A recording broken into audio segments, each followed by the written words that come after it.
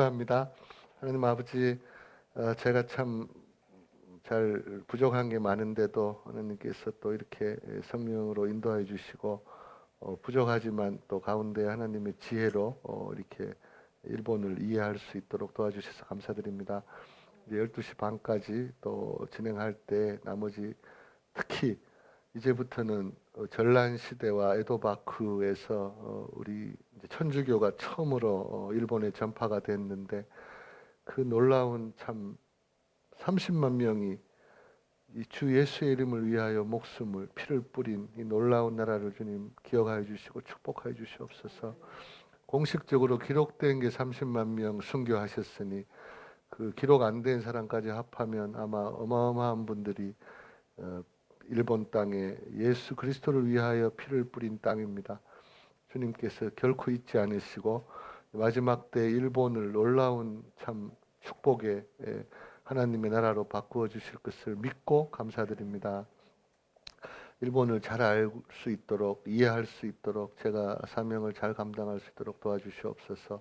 또 듣는 우리 권사님들, 집사님들, 또 우리 성도님들도 하나님께서 이 일본을 사랑하고 이해하고 이제 일본 선교의 놀라운 일꾼들로, 군사들로 삼아 주시옵소서. 감사드리옵고 예수님의 이름 받들어 기도합니다. 아멘. 이제 진짜 역사가 딱 잘 됐네요. 그때 딱 전화가 오셔가지고 그 이제 시대가 바뀌는 거예요. 전란 시대니까 이제 과거는 잊어버려도 돼요. 과거에 뭐 어쨌고 아스카니 뭐니 다 필요 없고요. 이제 일본 땅이 이제는 뭐 그냥 엉망진창 짬뽕이 되는 거예요.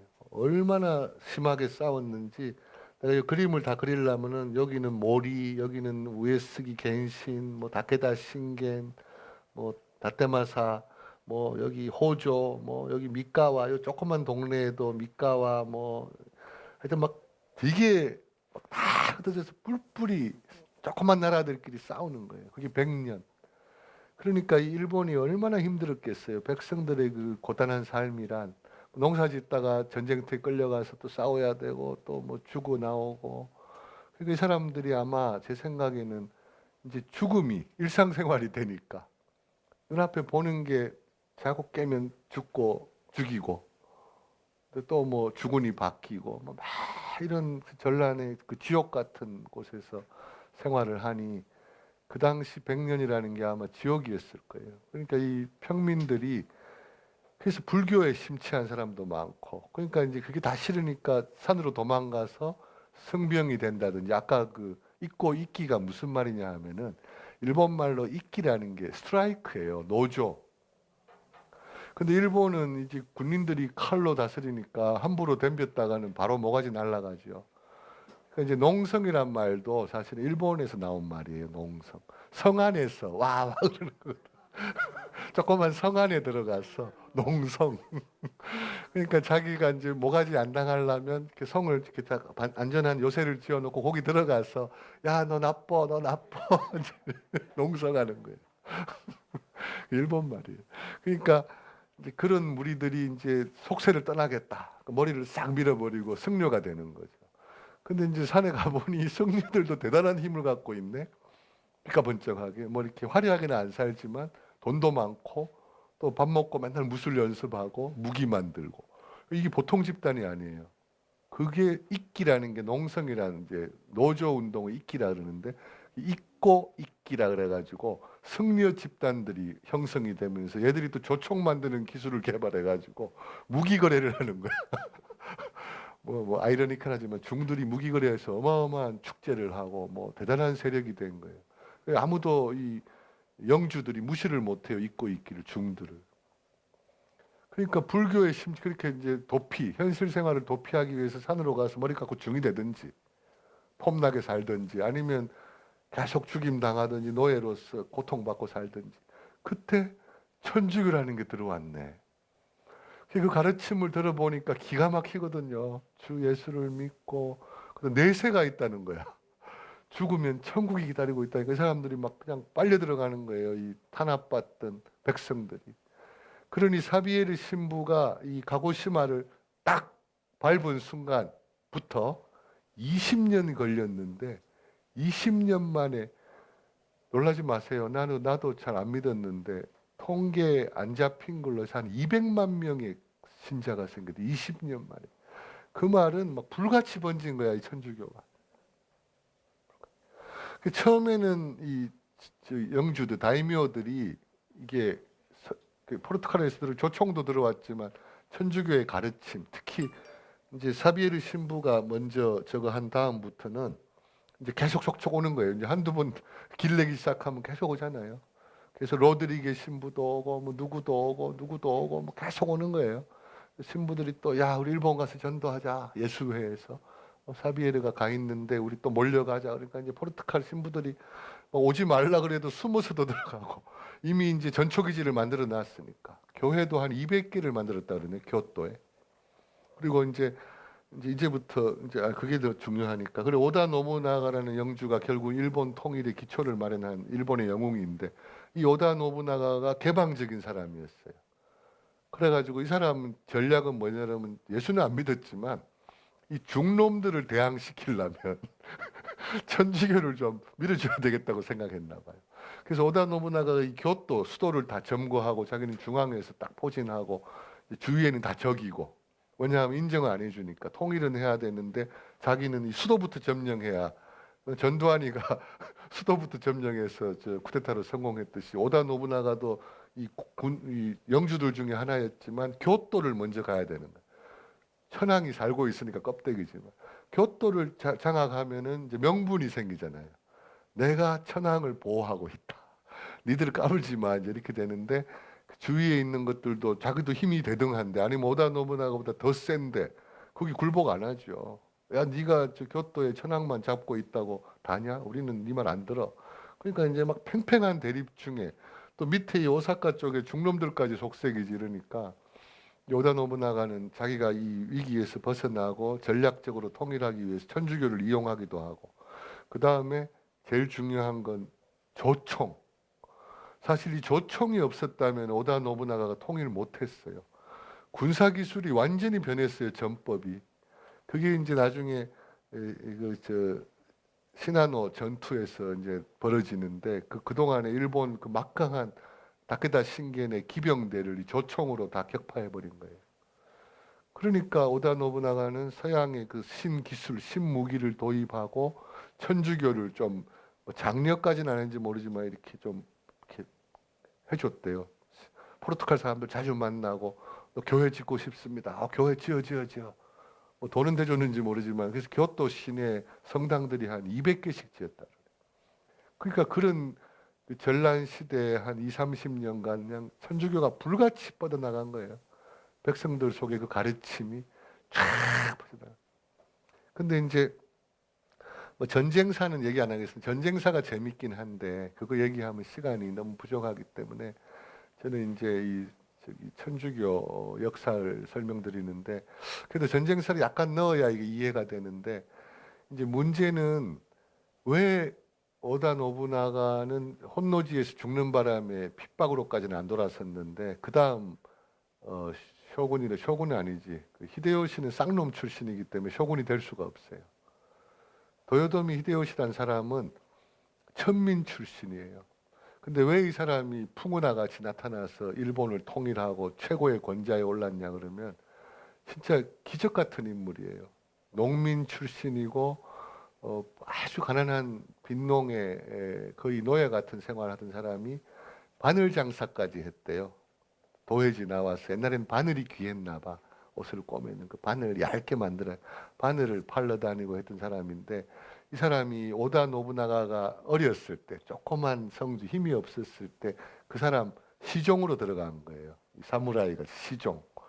지는 뭐 칼싸움을 했는지 모르지만 말구종이었대요. 오다 노부나가가 말 갖고 와 자가용 대 그러면은 요새로 치면 운전수지요. 말 끌고 와서 딱 되면은 또 오다 노부나가가 잘 타도록 이렇게 땅에 엎드렸다네요. 발받침. 그러면 히데요시의 이 등을 밟고 딱 타는 거예요. 그리고 이 히데요시 얼굴이 되게 못생기고 몸체도 작고 원숭이 같이 생겼대요. 얼굴이. 상상이 안 되지만 초상화도 있긴 있지만 원숭이 같은 얼굴인데 초상화는 멋지게 그렸겠죠. 당대 영웅인데 제대로 그린 게 그 정도니까. 그러니까는 이 별명이 사루였대요. 사루. 사루가 원숭이거든요. 사루. 그러니까 사람 이름을 안 부르고 오다 노부나가 주군이 야 사루 그러면 바로 말 딱 대고. 근데 이 사람이 왜 출세를 했냐면 머리가 굉장히 좋았대요. 천한 신분이지만 지략가로 일본에 유명해요. 머리가 얼마나 좋았는지 예를 들면 오다 노부나가가 겨울에 말 타겠다고 딱 하면은 미리 말을 대고 놓기 전에 그 당시 신이 있잖아요. 가죽신. 양반은 가죽신, 이제 상문놈들은 집신이었겠지. 근데 오다 노부나가 이 신발을 영하로 내려간 그것도 추워요 겨울에. 계곡이라 추우니까 자기 품에 이렇게 품고 있었대. 그래가지고 이제 오다 노부나가가 말 타겠다고 딱 나타나니까 품 속에서 신발을 싹 꺼내가지고 따뜻하게 체온으로 그걸 보고 오다 노부나가가 감동했다잖아요. 아 얘가 나를 이렇게 생각을 해주네. 그때부터 비록 운전수지만 엄청 이렇게 몸종같이 이렇게 애정을 준 거죠. 근데 또 얘를 좋아했는데 보니까 머리도 기가 막힌 거야. 다른 종놈들은 뭐 사오라고 돈을 이렇게 1,000원을 주면은 지가 가서 딱 1,000원만 사오든지 아니면 뭐야 그 지가 좀 빼먹고 한 900원만 사오든지 보통 그러는데 히데요시를 시키면 좋은 물건을 많이 사와. 같은 돈 줬는데 이 친구는 지 돈 쓴 거야. 지 세경 받은 거 모아놨다가 이렇게 놨다가 주군이 1,000원 주면 한 2,000원씩 사와가지고 탁. 그러니까는 주군이 볼 때는 어라? 똑같은 돈 줬는데 얘는 이렇게 좋은 걸 가져오네. 이게 어떻게 생각하겠어요? 다른 종놈들은 저것들 빙땅했을 거고 얘는 정직하고 그런가 보다. 뭐 이런 식으로 이게 큰 거예요. 그런데 이제 무슨 어려운 문제만 생기면 얘가 제갈공명같이 원숭이 같이 생겼지만 탁탁 지략을 제공해 주니까 점점 승진시키는 거죠. 그렇게 된 인물이에요. 이제 거기까지 하고 이 양반이 사실은 천주교 탄압의 원흉이에요. 히데요시가. 그 다음에 이제 그 전쟁사를 그래도 약간만 훑어야지 이게 이해가 되시는데 이제 이게 바쿠 끝나고 이제 그다음 이제 도쿠가와 이에야스가 에도 바쿠를 열게 되는데 전국시대 얘기입니다. 1400년대부터 1500 통일될 때까지 한 100년간 싸우는 얘기인데 이제 어떻게 이게 통일이 되는가가 굉장히 재미가 있어요. 일본에서는 이게 뭐 대망이라는 소설도 나오고 책 이름이 20권짜리인데 그 읽어보신 분들도 많이 계실 거예요. 한국어로도 번역돼 있더라고요. 뭐 원 제목은 도쿠가와 이에야스예요. 거기에도 잘 나와 있지만 이게 이제 좀 확대를 하면은 이걸 어떻게 해야 되나? 여기 이제 여기 지금의 나고야 지방 여기 교토가 있고 여기 오사카가 있고 여기 오사카, 긴키. 그때는 사카이라 그랬어요. 오사카라 안 하고. 그 다음에 여기 나라는 이쪽이고 요 귀퉁이 요 해안가 에도 가기 전에 여기 뭐고 이즈한도하고 여기 하마마츠 지금은 시즈오카 현이죠. 후지산이 바라보이는 그 해안가 그 지방이 비옥하고 귤도 밑강도 잘 되고 농사도 잘 되고 뭐 해산물도 풍부하고 참 살기 좋거든요. 온천도 많고 제가 제일 좋아해요. 하마마츠, 이즈한도, 아따미 이런데 요 동네하고 그 옆 동네가 이제 미카와라고 미카와 삼천 미카와 그래가지고 삼하다 삼하 거기에 이제 나고야하고 요 사이에 있는 딱 그러니까 여기가 이렇게 여기가 나고야면 여기가 요 딱 중간지 여기 다 바다예요 바다 이렇게 여기가 미카와예요 지금의 도요다 있는 도요다가 시작된 도요다 공장이랑 오카자키라 그러죠 오카자키 오카자키 여기가 이에야스가 태어난 조그만 성이에요. 가보면 진짜 조그매. 우리나라 어디 저 지방에 어디 사또 사는 그런 그런 게 나라라고 그 당시에 여기가 이제 여기가 이제 시즈오카 여기가 이제 이마모토 이렇게 있고 여기도 또 조그만 나라 사이토 도산의 미노 뭐 여기 이제 작은 나라들이 막 이렇게 치고받고 하는데 이 지방에서 3명의 인물이 일본을 통일한 유명한 인물 3명이 나타나는데 그거는 일본 사람들 다 알고 일본에서 가장 중요한 인물이 오다 노부나가 아까 말했던 오다 노부나가 그다음에 그 아까 말구정 운전수 하던 도요토미 히데요시 그다음에 이제 이 미카와의 오카자키 성에 이 조그만 성에 도쿠가와 이에야스가 태어난 거예요. 저는 이 사람 좋아하는 게 이민년생이에요. 제가 1962년 이민년생이거든요. 같아요. 호랑이띠. 호랑이띠인데 이 사람이 태어났어요. 근데 얼마나 작은 성인지 오카자키 저는 손이 출장에 자주 가서 늘 거기 오카자키 상 옆에 호텔에 묵으면서 늘 가서 또 보고 했는데 진짜 조그만 성이에요. 그리고 그 미카와라는 게 이제 여기 요 사이 틈바구니에 있는데 땅은 기름져요. 그리고 거기는 저기 아까미소 빨간 된장이 유명해요. 콩으로 된장을 만드는데 제가 제일 좋아하거든. 지금도 미카와 미소 그러면은 빨간 된장으로 우동에다가 니꼬무 콱 삶아가지고 된장 우동 먹으면 진짜 맛있거든요. 그 동네예요 미카와. 근데 이 사람들이 굉장히 그, 그 기질이 굉장히 강하대요. 생존력이 강하고 그런 자존심이 센 마을이래요 미카와가.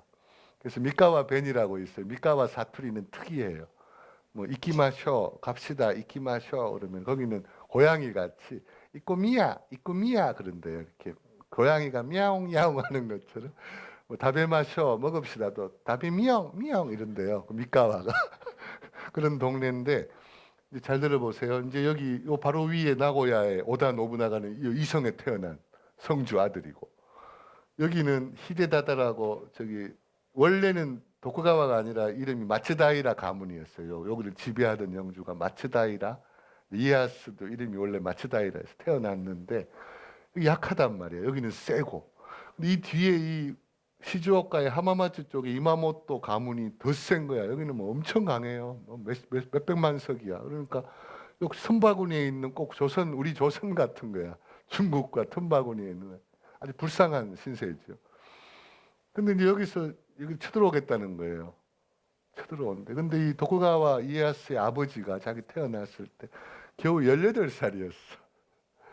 할아버지는 죽고. 그러니까 이 지방의 영주라는 게 그 10대 열 몇 살짜리가 이 나라를 지켜야 되는 거야. 그리고 이제 아기가 태어났고 도쿠가와가 이제 태어났고. 도쿠가와 5살 되던 해에 지네 아버지 맨날 술로 날 새고 심약했대요. 그런데 이 오다 노부나가의 아버지가 또 무서웠나 봐. 오다 노부나가도 그때 소년이었죠. 쳐들어오겠다는 거예요. 미카와 저걸 먹어야 되겠다. 지금 저기 영주도 죽었고 저 어린애가 다스린다는데 여기 먹자 침공한다니까 이 아버지가 18살짜리가 겁이 나잖아요. 그러니까 이제 이마모토한테 구원군을 요청한 거예요. 여기 세니까 형님 이마모토 영주 보고 우리 미카와를 좀 도와달라.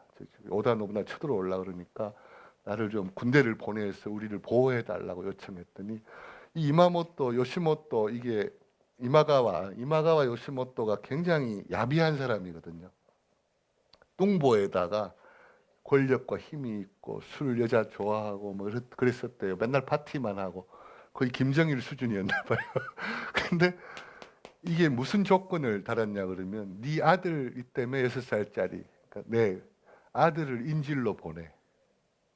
아들을 인질로 보내면 왜냐하면 항상 배신하던 시대니까 언제 이쪽으로 달라붙을지 모르니까 네 그 아들을 나한테 인질로 시주오카로 보내면 내가 보호하고 데리고 있는 동안에 군대 보내줘서 너 도와줄게. 그게 배신 못 때리게 하려고. 그래서 이제 재밌는 일이 지 아들을 눈물을 머금고 6살짜리 그 이름이 다케치요였거든 이에야스가 그 어린애를 이제 옷 입혀가지고 일로 보내는 중이었어. 부화시켜가지고 이제 일로 인질로 가는 중인데 오다 노부나가 나고야 군이 싹 가가지고 키드냅 납치를 해버렸어. 그 운명이 날 때부터 기구한 거죠. 이에야스가 일로 가야 되는데 볼모로 인질로 아니, 납치당해가지고 이쪽 볼모로 가야 돼. 진짜 재밌는 얘기예요. 아주 드라마보다 재밌. 그러니까는 이 오다 노부나가 아버지는 무섭거든. 얘는 따오더니 이제 여기다가 겁주는 거야. 네 아들 인질로 보내는 거 내가 데리고 있다. 그러면서 뭐라 그런지 아세요? 18살짜리 그 연약한 아버지 보고 네 아들 죽일 거니까 항복하고 우리로 넘어와. 여기 이마가와 요시모토 버리고 우리 쪽으로 붙어. 안 그러면 네 아들 죽인다 그랬대요. 이 18살짜리 아버지가 참 마음이 얼마나 비통했겠어. 근데 이런 말을 해버린 거야. 뭐라고 답을 보냈냐 하면은 그냥 죽여. 왜냐하면 자기는 포기를 다 했는지 모르지만 내 아들 죽여도 좋다. 네가 내 아들 죽이면 나는 이마가와랑 더 똘똘 뭉쳐서 널 철저하게 원수 갖겠다고 애 죽이라 그랬대. 그러니까 이 나고야에서는 싱거워졌잖아. 협박한 건데 애 죽이라 그러니까. 이게 오다 가문에서는 야 6살짜리 애를 죽이자고 생각해 보니 애를 죽이면 또 잔혹하다는 평판도 나쁘고 그 다음에 이게 또 미쳐가지고 자기 아들 죽였다고 얘랑 또 똘똘 뭉쳐가지고 이 힘을 합해서 자기를 칠 공산이 있잖아. 그러니까 죽이지도 못하고 그냥 데리고 있었대. 그게 참 재밌게 나와요. 그러니까 이 도쿠가와는 적진에 들어가가지고 볼모 생활을 하는데 6살짜리 애가. 그래도 일본은 무사들이니까 무사의 아들이니까 또 거기서 뭐 칼싸움을 가리켰나 봐요. 일본은 교육은 시킨대요. 왜냐하면 자기 편으로 될지도 모르니까 하고 그때 이제 오다 노부나가가 8살이 많았대. 오다 노부나가가 말띠였거든요.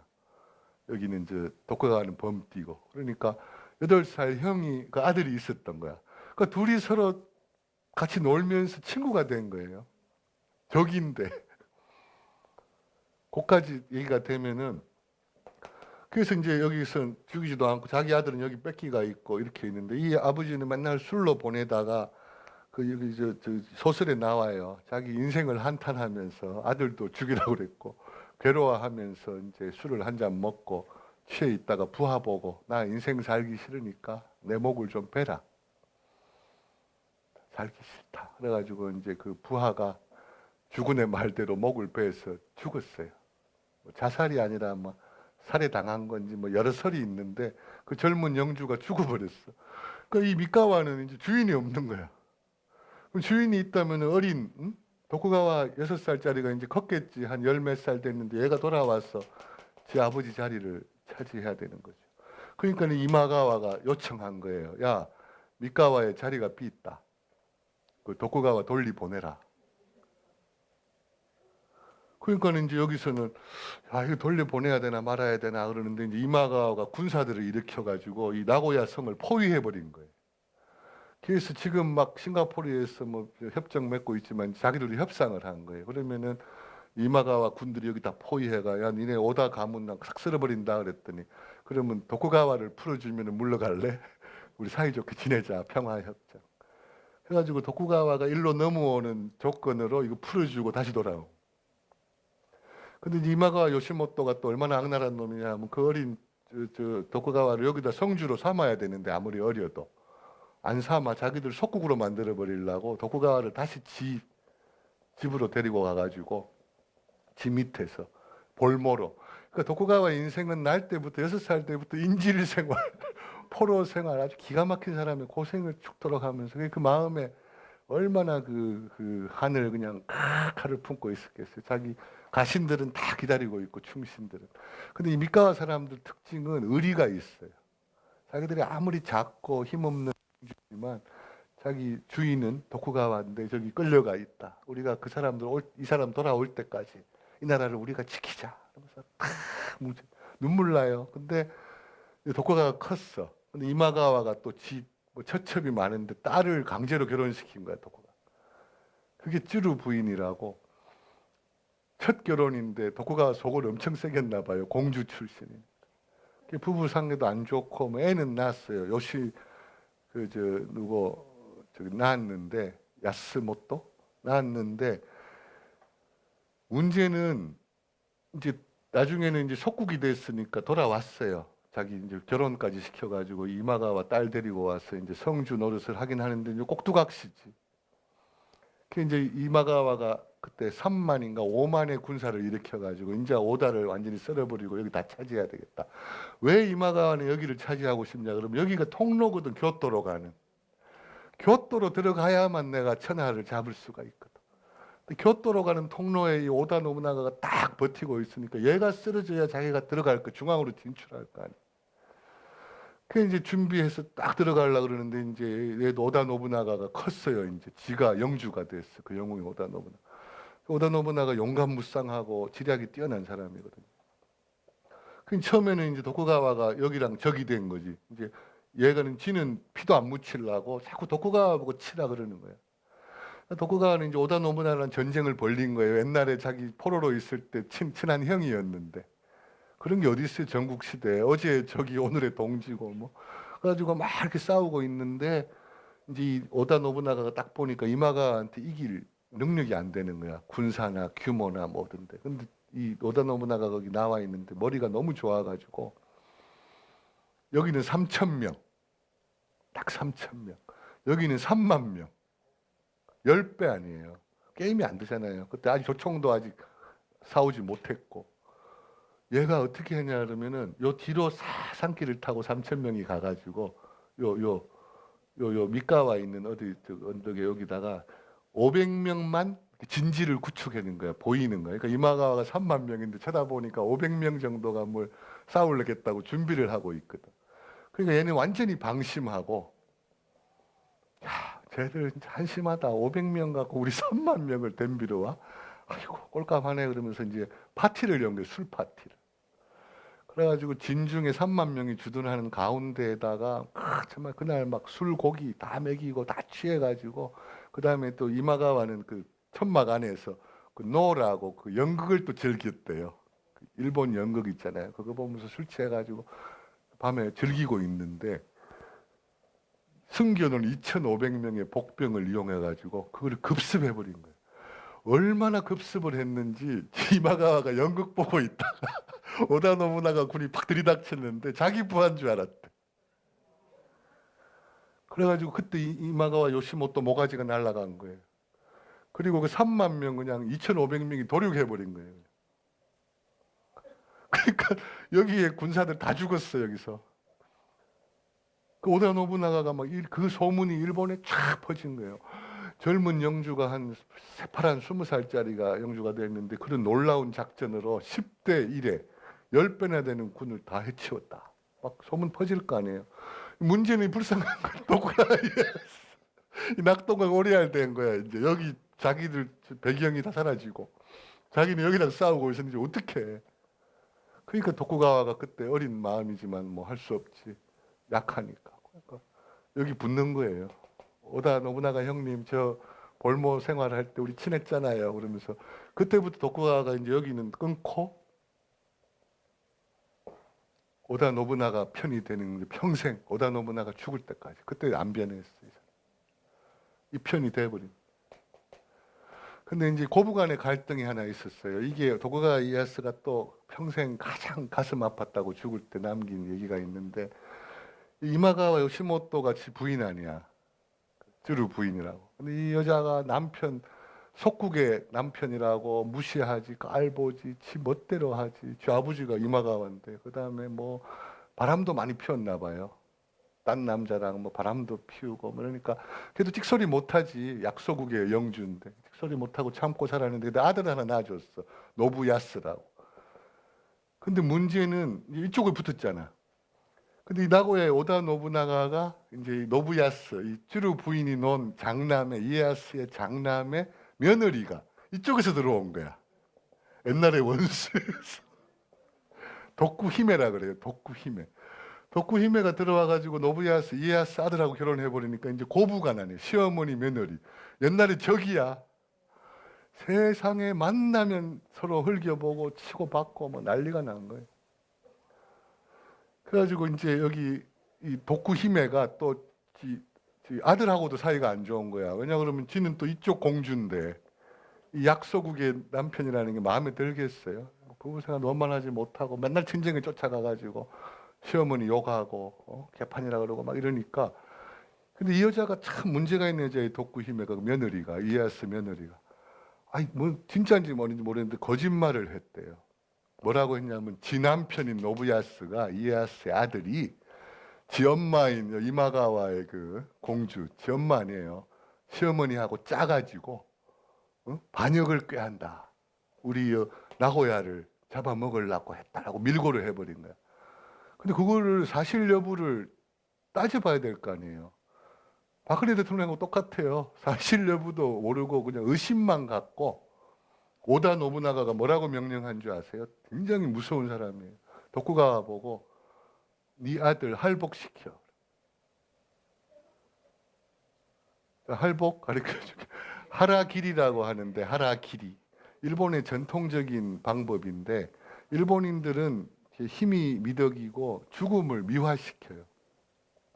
그래서 죽는 방법인데 명예롭게 죽는 방법인데 사무라이가 되면은 두 가지를 어릴 때부터 가르쳐요. 아무리 혹독한 시련이 와도 인내하는 거. 같은 고통이 있어도 잘 참아야 된다. 얼굴색 변하지 말고 괴로운 얼굴 하지 말고 잘 참아야 되고 죽을 때 명예롭게 죽는 거. 죽음을 맞이할 때 막 겁내고 뭐 깍거리고 이러지 말고 죽을 때는 사무라이답게 멋있게 죽는 거. 그거를 세뇌시키거든요.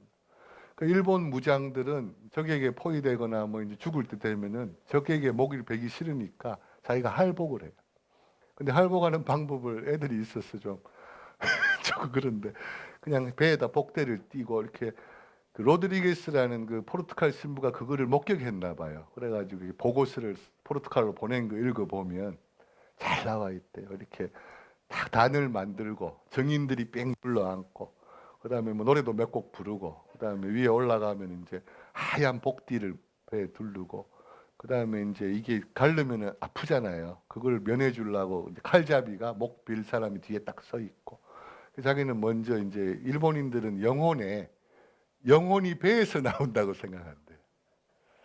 그래서 이제 자기가 그래서 사무라이들이 칼 두 자루 꼭 차고 다녀요.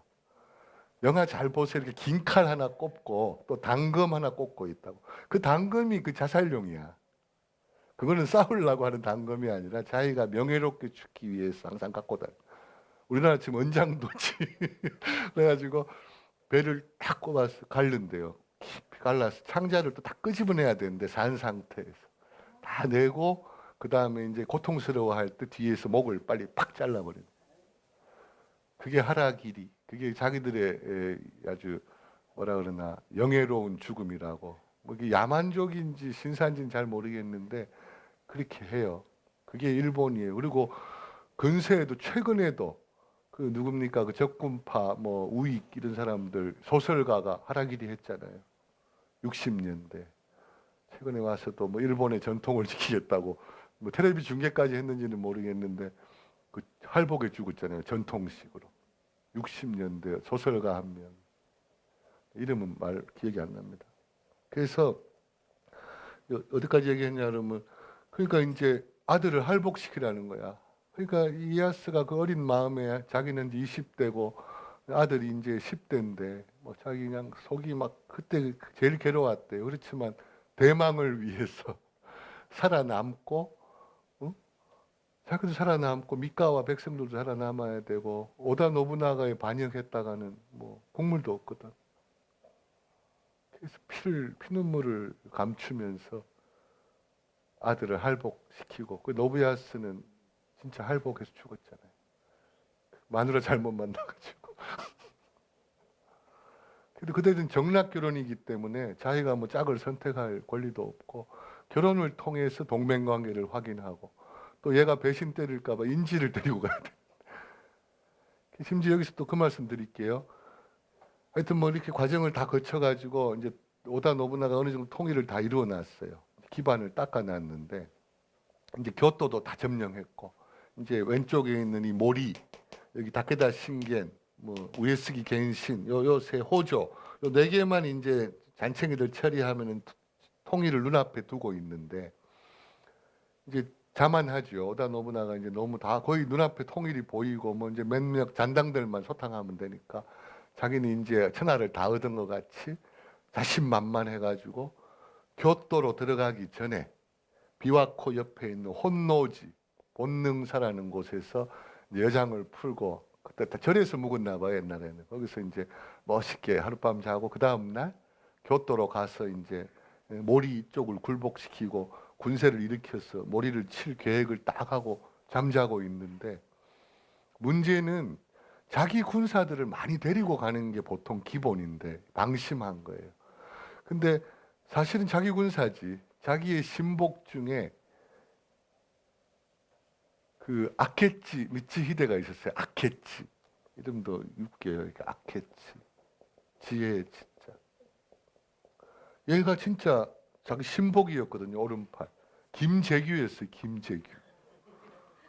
그러니까 자기 아케치 미츠히데가 한 3만 명 데리고 있으면 자기 군대 아니야. 그 두 다리 다 뻗고 착 자는데 밤중에 아케치 미츠히데가 배신을 한 거예요. 쿠데타가 일어나. 그래서 지금도 일본의 속담 중에 가장 유명한 말, 그리고 지금 일반인들이 다 아는 속담이 적은 떼끼와 혼노진이 아르. 적은 본능사에 있다. 그러니까 내부가 적이라는 말이야.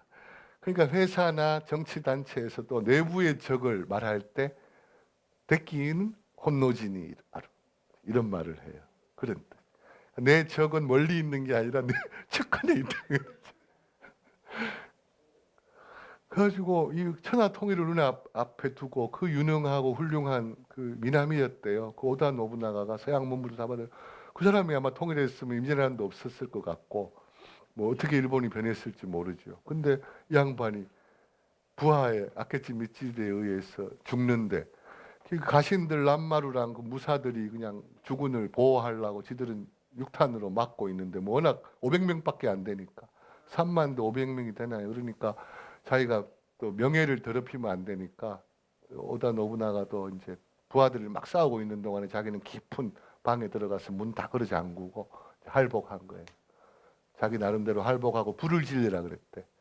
자기의 시신을 남기고 싶지 않았던 거예요. 그래가 부하 보고 불 지르라 그래가지고 그 혼노지를 싹 태워버려서 지금도 오다 노부나가는 시체가 어떻게 됐는지 아무도 몰라요. 그냥 그걸로 끝난 거예요. 그러면 최고의 오야붕이 사라지니까 이제 부하들끼리 싸워야 될 거 아니에요. 그때 여기 미카와에 있던 그 가장 친했던 이에야스가 야 기회다. 기회다라고 와야 될 거 아니에요. 근데 불행하게도 이에야스가 교토에서 술 파티 한다고 자기 집은 여기 미카와인데 홀로 출장 와가지고 교토에서 오다 노부나가를 기다리고 있었던 거야. 근데 이 미츠히데가 본능사뿐만이 아니라 교토에 있는 심장부까지 전부 자기 부하들이거든. 그러니까 도쿠가와도 이제 꼼짝없이 죽게 됐어. 그때 도쿠가와가 거기를 탈출해가지고 미카와까지 가는 게 이게 장난이 아니에요. 그게 그 책에 보면 잘 나와 있어요. 어떻게 도망쳤는지. 막 농부로 위장해가지고 숨어. 그 기적이에요. 그 완전히 아케치 미츠히데의 군대 속을 어떻게 속여가 통과해가지고 빠져나갔어요. 만약에 그때 도쿠가와가 잡혀 죽었으면은 끝. 역사도 없죠. 그 다음에 아케치 미츠히데는 근데 왜 배신했는지 지금도 미스테리예요. 근데 결국은 그 도요토미 히데요시도 여기 모리랑 싸우고 있었거든. 근데 도요토미 히데요시가 모리랑 싸우다가 휴전협정을 맺은 거예요. 자기 주군이 죽었다니까. 그래서 모리 보고 그러잖아요. 이제 우리 싸움 휴전하고, 응? 나중에 싸우든지 우리 이제 싸우지 말자. 여기 일단 휴전하고 나 저 돌아가야 되겠다. 휴전해놓고 돌아와가지고 제일 먼저 한 게 아케치 미츠히데 찾아가 죽여버린 거예요. 그 전투가 벌어진 거죠. 그러니까 히데요시 군하고 옛날엔 다 같은 편이었는데 배신했으니까. 이 도쿠가와도 그때 찬스를 놓친 게 지도 뒤에 있는 자기 군대로 이 미츠히데를 쳐 없애고 자기가 2인자의 그 1인자가 될 거 아니에요. 오다 노부나가 자리를 누가 차지해야 될 거 아니에요. 죽었으니까. 근데 잽싸게 가장 빠르게 움직인 게 도요토미 히데요시야. 그 원숭이가. 빠르지요, 머리가. 기회는 이때다. 지금 가장 막 혼란에 빠져 있을 때 전두환 소장파들이 그랬잖아요. 나라가 혼란에 박정희 죽고 혼란에 빠져 있을 때 잽싸게 움직인 거 아니에요? 잽싸게. 그때는 빠른 놈이 잡는 거. 잽싸게 움직여가지고 먼저 주군을 죽인 아케치 미츠히데를 격파하고 걔를 그냥 참살시키니까 이제 국민들이 와 히데요시 대단하다. 주군의 원수를 갚았다. 이때부터 자기가 이제 1인자가 되는. 그게 일본 역사예요. 그래서 오다 노부나가가 이런 속담이 있어요. 일본에는 오다 노부나가가 쌀을 찢고 그 다음에 누구 도요토미 히데요시가 떡을 만들어 놨더니 맨 마지막에 홀딱 먹은 거는 도쿠가와 ieyasu. 진짜예요. 이제 도쿠가와랑 둘만 남은 거야 이제. 다 잔챙이들이고. 근데 가장 큰 세력인데 도쿠가와하고 이제 히데요시하고 드디어 이제 붙게 된 거예요. 1등 자리를 놓고. 근데 여기서 일본인들이 좀 나는 존경하는 부분인데 일본인들의 뛰어난 점이 섬나라라 그런지 도망갈 데가 없고 자기들끼리 이제 싱가포르 회담처럼 협상을 하는 거예요. 둘이 앉아서. 진짜예요. 심각하게. 맨날 며칠을 협상을 했대요. 왜냐하면 전쟁 직전인데 여기서 승부를 걸어야 될 거 아니에요. 도쿠가와를 첩 없애고 자기가 1인자가 되든지 아니면 도쿠가와가 히데요시를 없애고 1인자가 되든지. 근데 이 사람들은 너무나 막 반반이니까 힘이 다 균형이 이루니까 도쿠가와가 그때 이제 이 사람은 인내로 살아온 사람 아니에요. 인내로. 자기 아들도 할복시켰지. 그런 고난에 살았는데 이 사람이 예수는 안 믿었는데 이렇게 말을 한 거예요. 히데요시 보고. 내가 당신하고 접전을 벌리면 우리 일본이 멸망한다. 일본의 국력이 반반이 같이 붙어버리면 우리 일본이 섬나라가 다 내려앉고 백성들이 어마어마한 인명을 다치게 되니까 나는 넘버 2가 되겠다. 무릎을 꿇은 거예요. 자기는 힘이 있었지만 너무나 팽팽하니까 도요토미 니하고 풍신수길이 니하고 붙었다가는 우리 같은 부하였지만 네가 왕되라. 넘버 1 되고 나는 넘버 2로 그냥 인정만 해달라 그랬더니 타협이 이루어진 거예요.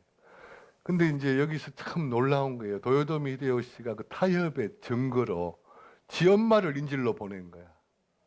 대단하죠. 또 서로 간에 믿어야 되니까. 그러면 네가 날 못 믿겠냐? 내 엄마 보낼게. 도요토미가 지 엄마를 보냈어요. 도쿠가와. 네가 우리 어머니를 모시고 있다가 내가 혹시라도 배신해서 널 쳐들어가거든. 우리 엄마 죽여라. 됐지?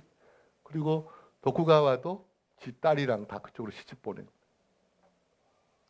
그렇게 이제 타협이 이루어졌어요. 그때 이제 도쿠가와 보고 이제 자기가 위에니까 명령 내린 거야. 너는 저 동쪽 에도 변방으로 가라 이거지. 중앙 무대에 있으면 안 되고 뒤로 빠져. 그 도쿠가와가 이제 약속했으니까 빠져야죠. 뭐. 근데 이게 도리어 잘 된 거였어요. 도쿠가와가 그 수많은 병정들과 병사들과 다 본거지를 여기 미카와에서 일로 도쿄로. 근데 그 당시 에도가 완전히 어촌이었대요. 갈 때만 무성한 사람도 안 살고. 거기를 개척하기 시작한 거예요. 그러니까 이제 도쿠가와는 이 동네 중앙의 일은 다 잊어버리고 귀양 간 거예요. 쉽게 얘기하면. 그래서 에도로 가서 여기서 그냥 에도 성을 멋지게 짓고 대신에 자기는 이 동네 사람들 다 모아가 여기 아주 나라를 하나 만든 거야. 다만 중앙에는 침범 안 해. 평화협정이니까. 여기서 세력을 도리어 키운 거예요. 나중에 여기가 265만 석. 어마어마한 도요토미가 여기서 놀고 있을 때 얘는 여기서 잔뜩 준비를 한 거예요. 그리고 도요토미가 이제 다 해결되니까 조선 침공한 거 아니에요. 임진왜란. 도쿠가와 보고도 군사를 내라 그랬다고. 자기 병사만 보내나요? 자기 부하들 뭐 각 지방에 있는 뭐 몇만 명에서 그때 임진왜란이 1592년에 총일이 다 끝난 다음에 16만 명 대병이었어요. 일본군 16만 명을 끌고 모아가지고 부산으로 들어가는데 조선으로 도쿠가와는 한 명도 안 냈어. 내라고 했어. 너 내. 그랬더니 나 여기 관동에 여기 이 오랑캐들이 많아가지고 지금 걔들 반군들 막아야 되니까 좀 면제시켜 주시오. 그래가지고 히데요시도 더 이상 말 못하고 자기 엄마도 거기 갇혀 있고 그러면 알았어. 여기는 한 명도 안 보내서 조선에 그대로 있고 히데요시의 병정들은 16만 명이 나가서 이순신한테 박살나 뭐 의병들한테 박살나 7년 전란 동안 완전 만신창이가 돼가지고 너덜너덜해서 돌아오는데 돌아오기 전에 히데요시가 병사해 버렸잖아요. 나쁜 사람이 병을 얻어가 그냥 즉사해 버리니까 이시다 가신 부하였던 이시다 미스나리가 빨리 철군하라. 그래가지고 이제 막 명나라 뇌물 쓰고 조선 왕조 선조의 그 뇌물 쓰고 우리 살아 돌아갈 길만 열어주세요. 그동안 잘못했습니다. 우리 살아 돌아갈 길만 열어주세요. 했는데 이순신이 말 안 듣잖아요. 한 놈도 살려보낼 수 없다고 부산 앞바다에 진을 딱 치고 있잖아요. 우리를 7년간 괴롭힌 외놈들 한 명도 못 살려보낸다고. 그 명나라 장수가 뇌물 먹고 아 그냥 열어줘라. 길만 가로 돌아간대잖아. 전쟁 다 끝났는데. 근데 이순신은 왜 허락이 안 되는 거야? 나는 저 외놈들 한 명도 못 살려보낸다. 그래서 명량해전에서 다 수장시켜버리고 일부만 도망갔죠. 물론 이순신 장군님도 돌아가셨지만. 그래가지고 너덜너덜 해가 16만이 갔다가 한 10,000명도 못 살고 너덜너덜 와가지고 여기 왔는데 이 나라 주인이 또 누구야? 이제 이에야스밖에 없잖아. 여기서 웅크리고 있던 이에야스가 여기 한 명도 안 내보내고 여기는 쌩쌩한 군인들 50만 명이나 있고 재산도 265만 석이나 그냥 어마어마한 경제와 또 애도 잘 개발해가지고 애도생 딱 쌓아놓고 이제 뭐 여기를 상대할 만한 세력이 없는 거지. 그러니까 이시다 미스나리가 졸개였는데 이게 머리가 좋은 친구거든. 이시다 미스나리는 왜 발탁됐냐 그러면 히데요시는 천민 출신이잖아요. 운전수 출신이잖아요. 그러니까 얘는 가신이 없어요. 베이스가 없는 거야. 이에야스나 뭐 오다 노부나가나 이런 무장들은 날 때부터 가신들 애도 같이 평생 그 파트너로 이렇게 붙여주거든. 가신들. 근데 걔들은 특히 이에야스 미카와 사람들은 봉급하고 관계없어. 보통 히데요시는 뭘 많이 주고 이렇게 돈으로 사람을 끌어왔는데 이 미카와 여기는 웃기는 사람들이에요. 이에야스가 아무리 고생을 하고 돈 한 푼 못 주고 같이 굶어도 절대 배신 안 해. 그 의리의 사나이들이 미카와 사람들. 그러니까 그런 부하들이 있었던 거예요. 혼다 헤이하치로 뭐 이런 사람들 막 평생을 충신한 거예요. 이시카와 가즈마사 절대 주군에 배신 안 해요. 어떤 자기가 뭐 굶어 죽더라도 배신 안 해요. 그런 든든한 부하들이 있으니 받쳐주니까 이에야스는 살아남은 거예요. 근데 이 히데요시는 뭐야? 자기는 아무 그런 가신도 없고 그러니까 지도 부하들 만들어야 될 거 아니야. 히데요시는 어떻게 부하들을 3명의 그 중신들을 만들었냐 하면은 고아들을. 그래서 이시가와 아니 저 뭐고 야 이시다 미스나리는 절에 버려진 아이였어요. 절간에서 밥 얻어 먹고 청소하고 이러는 아이였는데 히데요시가 전쟁 치다가 목이 말라서 절간에 가서 물 가져오라 그랬더니 이 꼬마가 이시다가 물을 가져오는데 물을 데워가지고 또 버들잎을 띄워가지고 주더래. 그러니까 막 히데요시가 화가 나가지고 지금 목이 탄데 찬물 냉수를 가져와야지 오차를 뜨겁게 해가지고 오니까 이게 무슨 짓이냐고 화를 팍 냈대. 그랬더니 꼬마가 겁도 안 내고 너무 급하게 드시면 안 된다고. 그럴수록 천천히 드셔야 된다고 이렇게 얘기를 하더래. 그래서 히데요시가 보고 기특해가지고 이 자식이 머리가 좋네. 대단한 놈이네. 그래서 자기 가신. 근데 가토 기요마사도 구마모토 출신인데 그 사람은 이제 영주는 맞아요. 근데 히데요시가 적은 무사였을 때 가토 기요마사가 더 높았었거든 사실은. 그때 히데요시는 농민 출신이고 가토 기요마사는 무사 출신인데 서로 친하게 지냈대요. 근데 이제 이 농민이 출세해 버리니까 최고의 권좌에 오르니까 가토 기요마사도 자기 밑으로. 그거는 이제 친분으로. 그 다음에 3번째가 고니시 유기나가. 고니시는 소서행장은 또 이 장사치 아들이었어요. 약방을 했대. 약방. 그 애를 데려다가 그러니까 이시다하고 고니시는 문관들이었어. 사실은 칼잡이가 아니었고 칼잡이는 가토 기요마사 혼자예요. 근데 이 셋이 사이가 그렇게 나빴대. 또 이 3명이 암투를 벌린 거야. 저 히데요시 눈 속여가면서.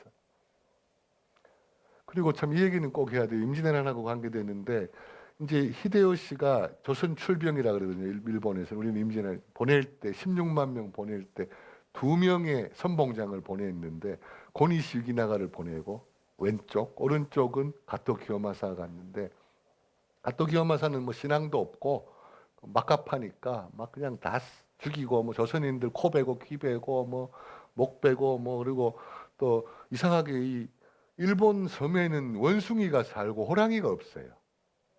나도 그건 이해가 안 가요. 우리 조선에는 원숭이가 없잖아. 대신에 호랑이가 있거든. 그러니까 일본인들은 우리는 원숭이가 보고 싶었지만 조선에서는 일본인들은 호랑이가 꿈인 거야. 히데요시가 호랑이를 좋아한다니까 가토 기요마사가 이 함경도까지 쳐들어가 가지고 다 여기까지 다 뺏어 놓고서는 이제 한성도 점령했지 뭐 조선 다 먹었잖아요. 선조가 신의주로 도망갔잖아. 중국으로 도망가라고 신의주까지 가 있고 다음은 일본 땅 된 거지 뭐. 그때 가토 기요마사가 호랑이 사냥만 했다는 거예요. 호랑이 가죽 뺏겨가 주군한테 보내려고. 근데 이제 소서행장을 잘 봐야 돼요. 소서행장은 상인 출신이잖아요. 뭐 나중에 무술연습에서 무장이 됐는지는 모르지만 이 사람은 온유한 인물이었고 사카이 상인 출신이라 천주교를 믿었대. 근데 이 소서행장은 믿음이 얼마나 좋았냐면 매일 밤 미사를 드렸대요. 매일 밤. 그리고 기록에 의하면 조선에 가서도 조선인들 절대 죽이지 마라. 약탈하지 마라. 그리고 전쟁 고아들을 다 걷어가 양딸로 삼아가지고 그 지금 나중에 순교사에 나오지만 조선 여자애들 양딸로 삼아가 일본 데리고 가서 다 천주교 믿기 위해서 전부 순교했어요. 유명해요. 이름은 뭐 천주교식 이름을 붙였더라고. 뭐 마리아 뭐 어쩌고 저쩌고 뭐시기 그러면서 그 양딸들 다 순교당했고 고니 씨도 마지막에는 죽었어요. 비참하게. 예수님 너무 잘 믿었어. 그 다음에 고니 씨가 난중일기를 썼어요. 나 그거 보고 기가 막혔어요. 나는 이순신 장군만 난중일기 쓴 줄 알았는데 이 고니 씨도 이 문관 출신이니까 전쟁터에 뭐 부하들이 싸우지는 본부에 앉아서 이제 조선에 있으면서 7년간 전쟁했잖아요. 그래서 쓴 거예요. 자기가 느낀 거를. 근데 그거 읽어보면 진짜 재밌어요. 일본인이 바라본 조선. 이렇게 써놨어요. 나는 이제 다 못 전하고 포인트만 얘기하면 아니 조선 사람들은 도대체 이해가 안 간다는 거야. 자기들은 100년 동안 전쟁 쳤잖아. 여기 일본 사회는 오야붕 위에 톱만 딱 비면은 부하들이 다 무릎 꿇고 들어오거든. 깡패 영화 많이 보셨죠? 오야붕 딱 죽이면은 그 부하들이 다 형님 그러고 무릎 꿇고 와야 되는데 그렇게 생각한 거예요 사람들은. 자기들은 그런 세계였거든. 그러니까 조선의 선조만 베든지 적장을 베면은 조선 사람들이 다 무릎 꿇고 자기들한테 복속하는 걸로 착각했던 거야. 근데 왔더니 분명히 적장을 다 죽였어. 동래성부터 장수 다 죽였는데 항복을 안 해. 한양도 이미 점령했고 선조도 다 도망갔잖아요. 신의주로. 그러면 사실 죽은 거나 마찬가지잖아요. 완전히 나라를 버리고 왕이 가길 어딜 가요. 완전히 창피하고 쪽팔리는 건데 다 먹었어요. 일본이까지 함경도 평안도까지. 신의주 여기서 이제 중국으로 건너갈까 말까 뭐 이러고 있고 명나라가 지원해 온다 그러고 그 소강 상태였거든요. 근데 이제 고니 씨가 보니까 항복을 안 하고 적장을 분명히 쫓아냈는데도 이 백성들이 막 의병을 일으켜가지고 막 중들도 죽창 들고 나오지 뭐 사명대사 거기다가 뭐 분명히 그 고통받던 노예들 이 종놈들도 막 죽창 들고 곡괭이 들고 일어나지. 그러니까 얼마나 괴로웠겠어요. 남의 땅에 와서 전쟁 치는데. 물론 16만 명이 또 밥 해 먹어야지. 자기들 지켜야지. 잠 좀 잘라 그러면 또 의병들이 기습해가지고 뭐 쌀 뺏어가 총 뺏어가 뭐. 그러니까 막 그 고통을 이루 말할 수 없는데 이시다 미스나리도 왔었거든. 얘는 또 이제 이 메신저니까. 얘는 가가지고 히데요시 보고 이기고 있습니다. 승승장구하고 있습니다. 그러고 돌아와서는 이제 이시다 미스나리 영리해요. 선조 보고 야 이제 휴전하자. 이거 정확히 알아야 돼요. 그때 협상 조건을 내밀었어요. 이시다가 명나라 보고 여기 평양을 선으로 이렇게 끊고 조선 반도의 남쪽은 일본이 지배할 테니 조선은 여기만 하래. 그리고 3년 휴전을 했어요.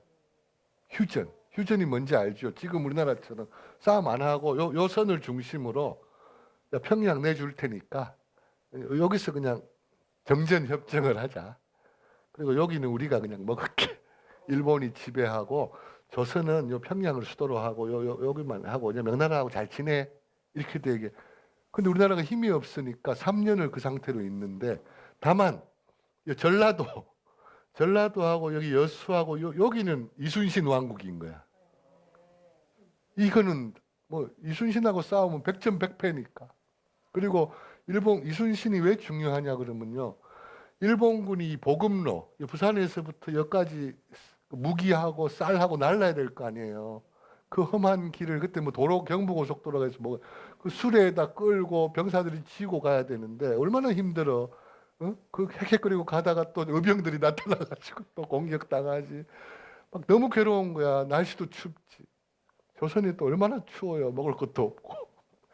이 보급로가 전쟁은 중요한데 이 육로밖에는 길이 없는 거예요. 그러면 100길로 가면 왔다거든 이렇게. 싹 인천 상륙까지 100길로 가면 좋은데 이 100길은 딱 막혔어. 이순신이 한 말도 못.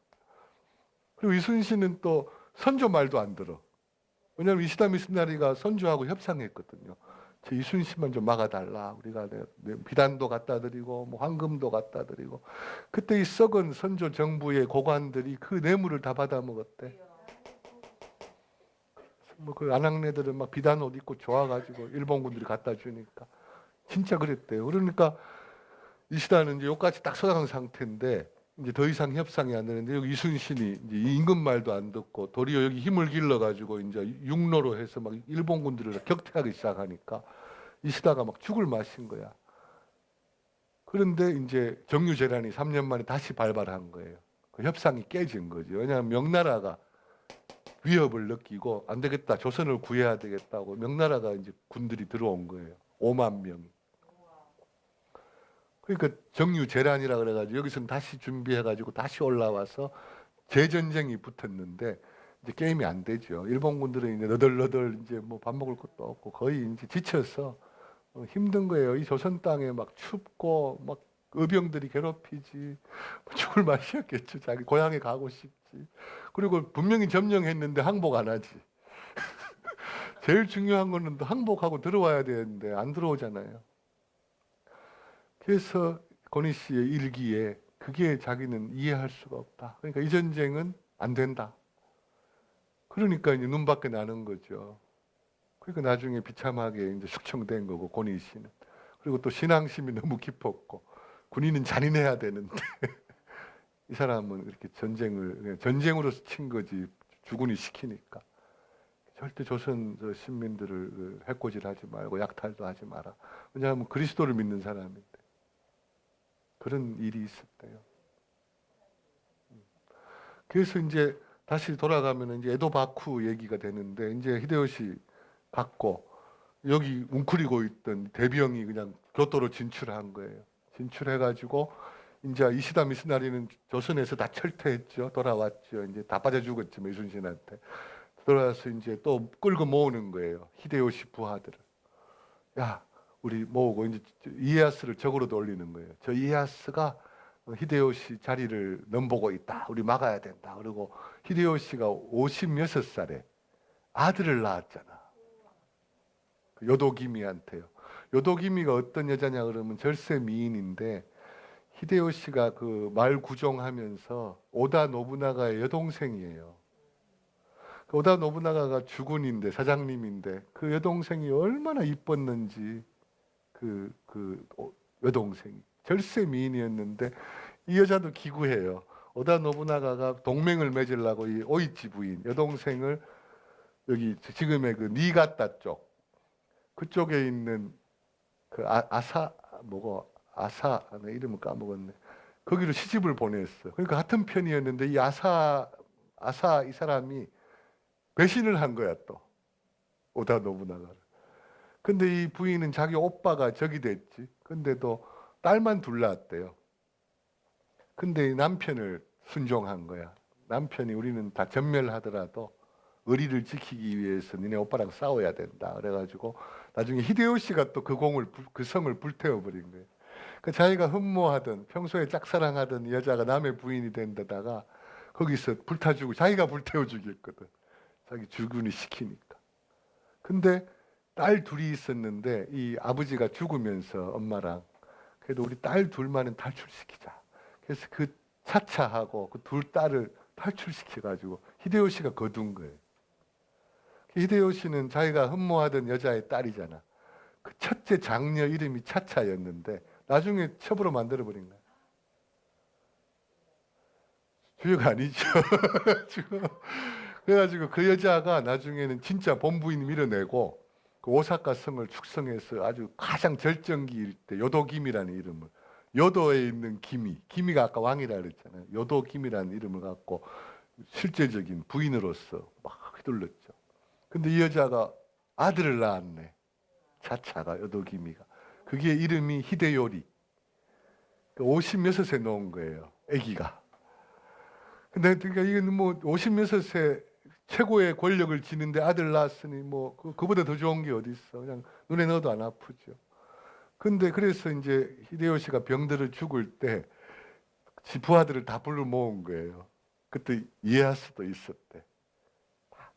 가신들 다 모아놓고 유언을 남기기를 울면서 남겼대요. 자기는 기반이 없으니까. 특히 이에야스 보고 눈물을 흘리면서 내 아들 히데요리를 보호해주고 주군으로 잘 섬겨달라. 내 마지막 부탁이다. 그랬더니 그 말 누가 다 들어요? 겉으로는 네.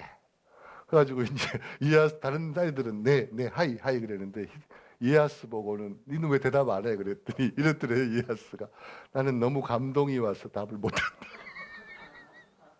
능구랭이죠. 그랬더니 이제 꾀돌이 아니에요. 히데요시가 그게 안 되겠다 싶으니까 부하 보고 각서 쓰라 그래. 그래가지고 이제 그 임종할 때 각서까지 썼어. 부하가 각서해서 다 그 무장들이 다 사인을 했어요.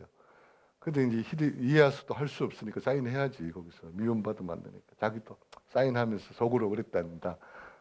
뭐 이까지 종이 조각이야 뭐 얼마든지 사인해주지 뭐 딱 했어. 이 사람은 벌써 야심을 가진 건 이제 히데요시는 끝났으니까 자기가 천하 통일해서 잡아야지. 그건 뻔한 거 아니에요. 근데 이제 아들이 있네.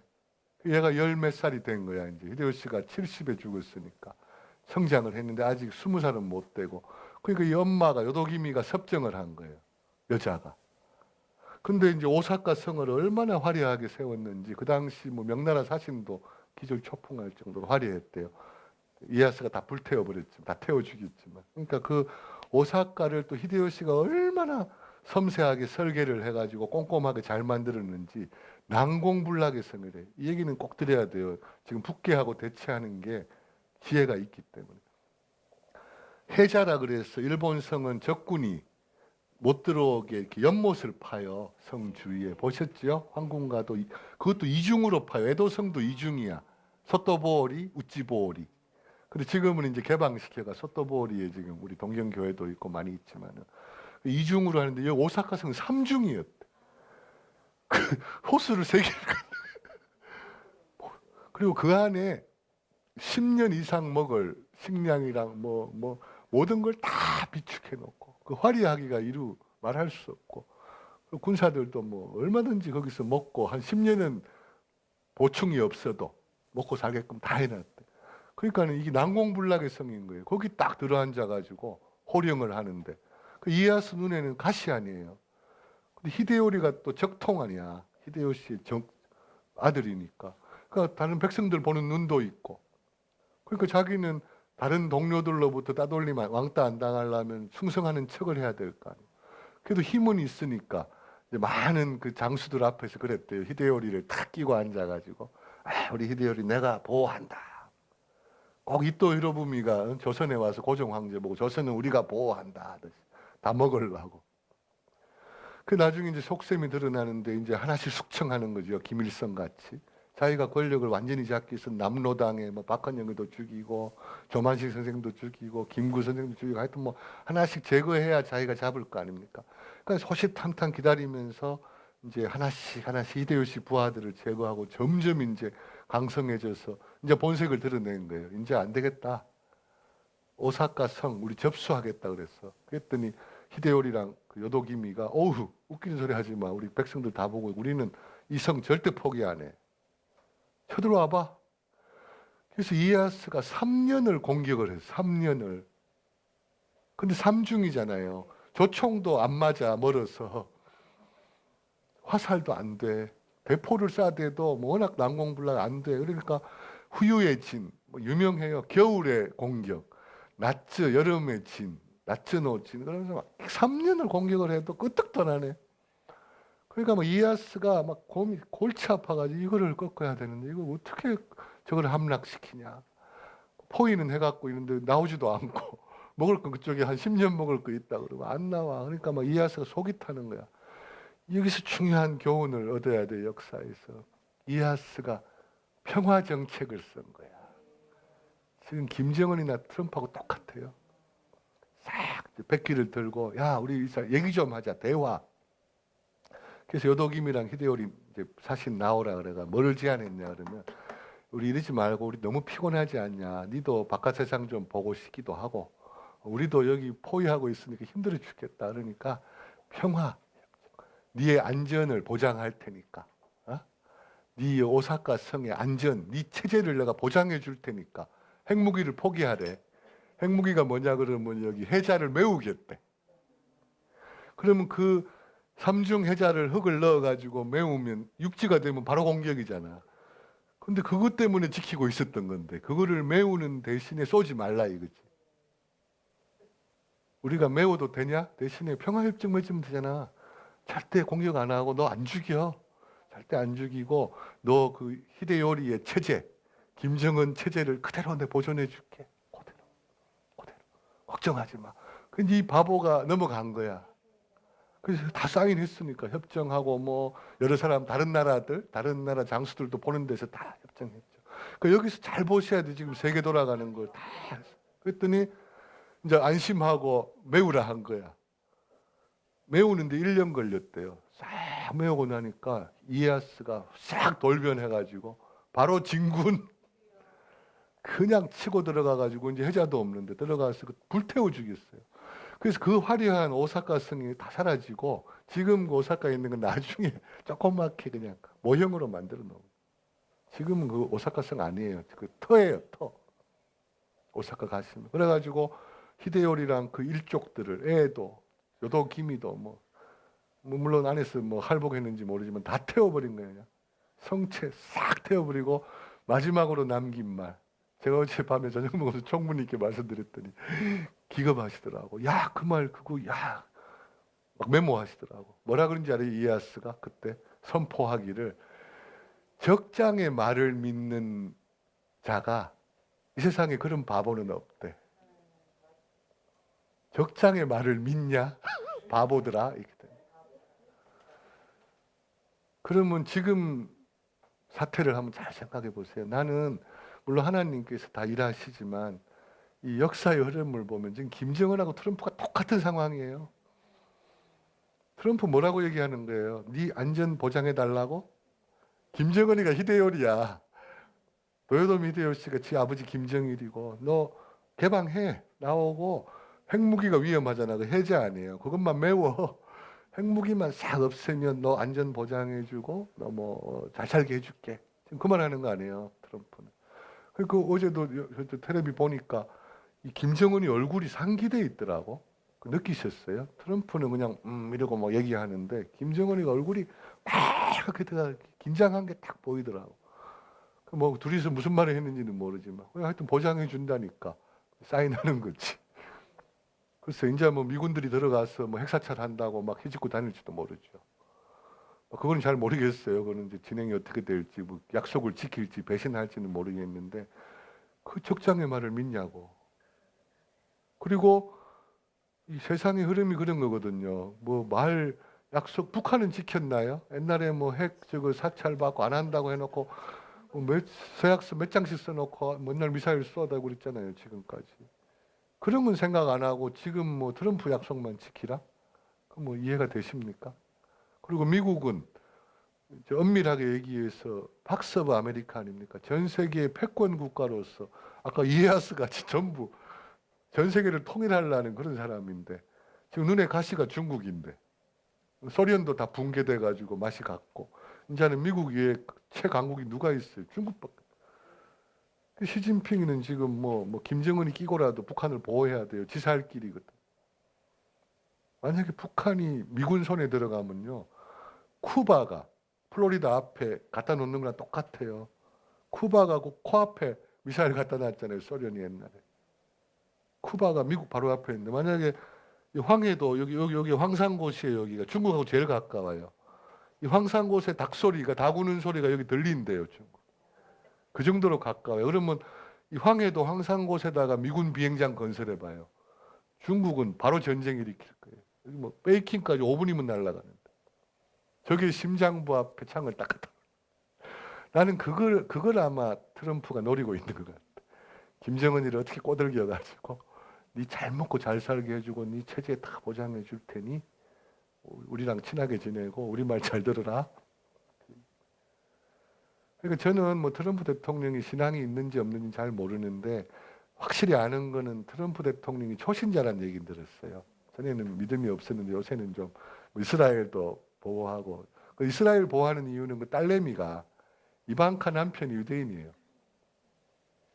그래서 이제 친선을 하고 하는데, 하여튼 트럼프는 유능한 장사꾼이고 전략가이기 때문에, 도쿠가와 이에스 같은 인물이기 때문에 자기는 실권을 장악하고 실리를 취하는 게 중요하지, 뭐 한반도 뭐 이런 거 별로, 뭐 자기는 자기 선거에 이겨야 되고 자기가 계속 통치해야 되고. 그래서 북한이 칭찬까지 했잖아요. 이번에 조천룡 관보에 나왔어요. 북한 노동당이 뭐라고 쓴지 이례적이에 다 놀랬어요. 북한 방송이 이렇게 썼어요. 사설에 미국의 역대 대통령들 다 꼭두각시였는데 이렇게 쓴 거야. 미국이란 나라는 유대인과 자본주의자들이 뒤에 숨어가지고 다 조종하고, 지금까지 오바마니 클린턴이 다 꼭두각시 지 맘대로 못했거든. 이번에 이 트럼프 대통령이야말로 진짜 미국 대통령이래. 자기 맘대로 하니까. 그렇게 썼어요. 내가 와, 이게 칭찬이야 욕이야 이게. 그러니까 미국을 겁내는 거예요 지금. 옛날에는 미국을 우습게 알았어. 왜냐 그러면 딱 눈치 보고 대통령이 힘을 못 썼으니까. 지들끼리 미국 내부에서 막 지들끼리 의견이 달라가지고 뭐 그냥 적당히 속여도 신경 안 썼는데, 이 트럼프 장난이 아니에요. 트럼프는 막 자기들 나라가 다 반대해도 지 혼자 막 해버려요. 그러니까 무서운 거죠. 그러니까 김정은이 얼굴이 그냥 하얗게 질려 있잖아요. 겁을 먹어가지고. 그거예요. 국제 정세는, 우리는 물론 이 국제 모든 걸 이끌어 가시는 분은 하나님이 맞고 기도해야 되는 건 맞습니다. 당연히 그렇게 해야 되는데, 이 국제 정치가들이나 이 역학 관계는 나중에 우리가 조선도 먹혔지만 일본에게 힘의 관계입니다. 그리고 냉정합니다. 그러니까 우리가 어디를 선택해야 되는지. 아까 이에야스 보셨죠? 어디에 붙어야 내가 살아남을지. 미카와에 붙어야 되는지, 어디에 붙어, 미카와가 이마모토에 붙어야 되는지, 오다 노부나가에 자기 살 길을 찾아야죠. 그게 약소민족의 서름이에요. 그래서 어디에 붙느냐에 따라서 운명이 갈리는 거거든요. 그걸 배워야 됩니다, 우리는. 저는 그렇게 생각합니다. 그리고 또 하나님께 당연히 부르짖고. 근데 나는 미국이란 나라가 뭐 소련이나 이런 공산주의도 아니고 하나님을 섬기는 나라이기 때문에 저는 그쪽에 붙는 게 맞다고 생각해요. 그리고 나는 다행인 게 트럼프는 뭐 초신자니까 아직 믿음이 약한지 모르지만 그 부하들, 펜스 부통령은 그렇게 복음주의자래요. 매일 기도하시고 훌륭한 분이고, 다들 또 이렇게 신앙의 분들이 포진하고 있으니까 난 솔직히 트럼프 대통령 물러나고 펜스가 대통령 됐으면 좋겠어. 근데 개인적으로는요. 참 훌륭한 분이에요. 펜스는 참 정직하시고 복음주의자라서 그런 분들이 리더가 나와야 되고, 우리 대한민국도 좀 그런 신앙의 모세 같은 인물이 제발 리더로 나와서 이 나라를 하나님의 나라로 이끌어 갔으면 너무 좋겠다. 그래야 하나님이 주신 지혜로 살아남아야 되거든요. 그리고 구한 말에 고종 황제가 가장 실수한 게 러시아에 붙은 거예요. 그때 일본에게도 똑같은 기회를 줬고 영국이랑 미국이 똑같은 기회를 줬어요. 조선에게도. 왜냐하면 그때 영국, 미국이 제일 걱정했던 게 러시아가 남하하는 거야. 부동 항구를 얻기 위해서 자꾸 내려오니까 그걸 막으려니까. 자기 영국 그 이역만리에서 군대를 파병하려면 너무 힘들잖아. 그럼 누가 우리 대신에 막아줄 사람을 키워야 되잖아. 그래서 일본이 근대화에 성공한 거예요. 미국하고 영국이 밀어줘서 가능했던 거예요. 아니면 먹어버렸죠. 처음에 일본이 무슨 군사력이 있습니까? 자기들도 의지가 있었고 선택을 잘했고, 그 다음에 메이지 유신한 신정부 사람들이 미국하고 영국에 붙은 거예요. 그리고 그때 정세가 러시아의 남하를 막기 위해서는 이쪽 편이 돼야 되는 거야. 그러니까 막 키워준 거예요. 너도 빨리 상장해가지고 얘들 막어, 못 내려오게. 근데 조선 왕조는, 글쎄 뭐 일본에는 좀 위압감이 있지만 우리도 영국이나 미국 쪽으로 좀 어떻게 저거 할 생각을 안 하고 그냥 아고안파천이라 해서 러시아 대사관으로 가버렸잖아요. 러시아를 지지했다는 거는 이건 눈에 가시예요. 영국이나 일본이 볼 때. 그때 영일 동맹이었는데. 그러니까 가스라 테프트 밀약이 뭐냐 그러면 몰래 약속을 한 거예요. 밀약. 가스라는 일본 외무 대신 이름이에요. 가츠라. 그다음에 테프트가 미국 외무부 장관 이름이에요. 그래서 일본과 미국의 장관 둘이 만나서 몰래 협약을 맺었다. 그게 가츠라 테프트 밀약. 내용이 뭔지 아세요? 러시아의 남하를 막기 위해서 일본이 조선과 만주를 먹어도 오케이. 대신에 스페인 전쟁에서 미국이 이겼잖아요. 그 전쟁 배상금으로 받은 게 스페인이 지불한 게 캘리포니아하고 텍사스하고 다 줬다고요. 원래 캘리포니아가 스페인 땅이었어요, 멕시코. 다 주고 또 돈이 모질래 가지고 뭘 줬냐 그러면 스페인이 360년간 지배했던 필리핀 섬을 필리핀을 미국이 양도한 거예요. 그 일본 입장에서 보면은 아시아는 우리 건데 아시아 대공영 블록화해서 아시아는 자기들이 지배해야 되는데 필리핀 섬을 미국이 먹는데 아시아에 있는데 그러니까 싫지요. 싫지만 어떻게 알았다 그러면 필리핀을 미국이 먹는 걸 서로 인정할 테니까 조선하고 만주는 우리가 접수해도 되지. 그 이웃 나라 강대국들의 양해를 다 구하고 하는 거예요. 그러니까 우리가 그 3.1 운동 때 아무리 만세 운동 외쳐도 우리 힘으로는 독립을 할 수가 없었어요. 우리 힘으로는. 우리 자력으로는 안 되고 그래서 그 루즈벨트 대통령인가 뭐 누가 그 민족 자결주의를 주장해서 그거에 힘을 얻어가 독립만세 운동한 건데 그것도 사실은 그 사람은 그런 뜻이 아니었어요. 유럽에 있는 1차 대전 끝나고 유럽에 있는 걸 분열시키려고 선동질 하려고 민족은 자결주의를 하라 그러는데 우리 조선에 대해서 얘기한 게 아니었어요. 이미 밀약을 했기 때문에 조선은 일본이 원래 먹기로 약속한 거니까. 그런데 이 바보 같은 일본이 태평양 전쟁을 일으켰잖아요. 원래 미국하고 사이 좋았었는데 그리고 서로 불가침 조약을 맺었는데 서로 안 치기로 다 협약을 했는데 진주만을 1941년 며칠이죠? 12월 7일 날 쳐버린 거예요. 선전포고도 없이 뒤통수를 쳐버리니까 미국이 그때 놀래가지고 참전한 거 아닙니까? 미국. 그래서 그 야마모토 이 참모 총장이 그랬다잖아요. 잠자는 사자를 건드렸다.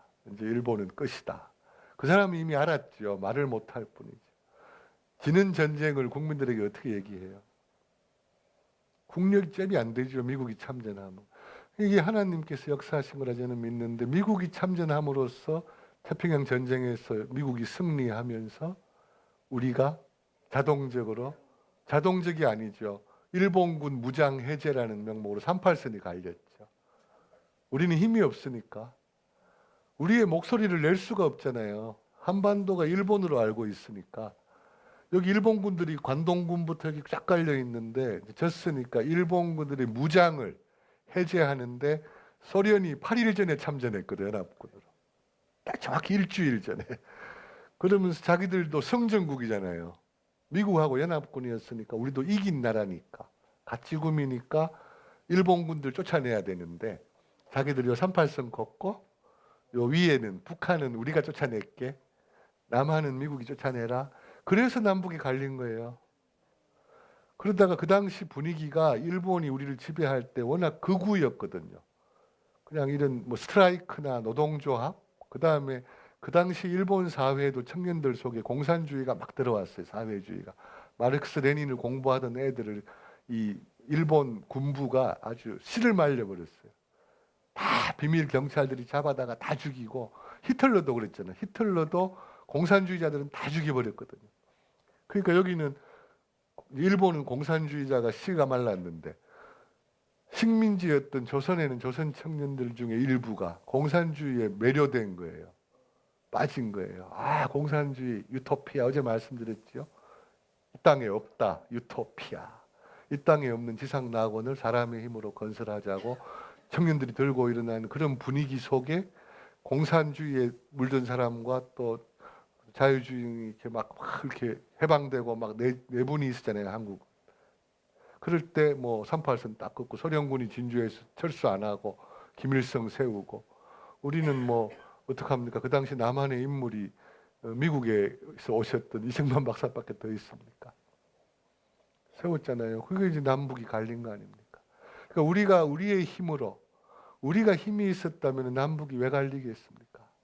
근데 그거는 이제 인간적인 시각이고 하나님께서는 또 어떤 그림을 그리시고 이렇게 됐는지는 모르지만 저는 이렇게 생각해요. 잘된 것도 하나님 탓, 못된 것도 하나님 탓으로 돌리면 안 되고 우리가 잘못해가지고 우리 실수로 실패한 것까지도 하나님께서 불쌍히 여기셔서 악을 선으로 바꿔주시고 이렇게 참 좋게 해주시는 때문에 우리가 이렇게 살게 된 거라고 믿고, 그러니 우리는 하나님께 더욱 정말 달라붙어서 정말 하나님 편에 서서 이 정세와 역사를 통해서 교훈을 배우고 그 다음에 이 시대를 미래를 열어나가야 되는데, 이러한 역사관, 이러한 신앙관, 이러한 가치관, 이런 것들이 우리가 너무 교육이 부족하고 이런 것들을 꿰뚫어 봄으로써 미래를 예측하고, 대충 예측이 되잖아요. 제가 말씀드렸죠. 오사카의 진 말씀드렸죠.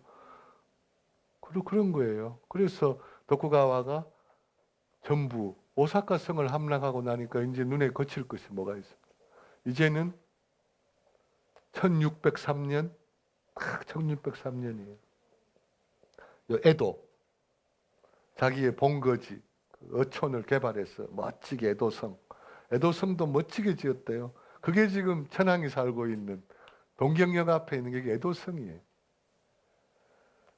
그래서 여기 에도에 본거지를 설치했다고 에도 바쿠 아닙니까? 에도 강호, 에도 막부.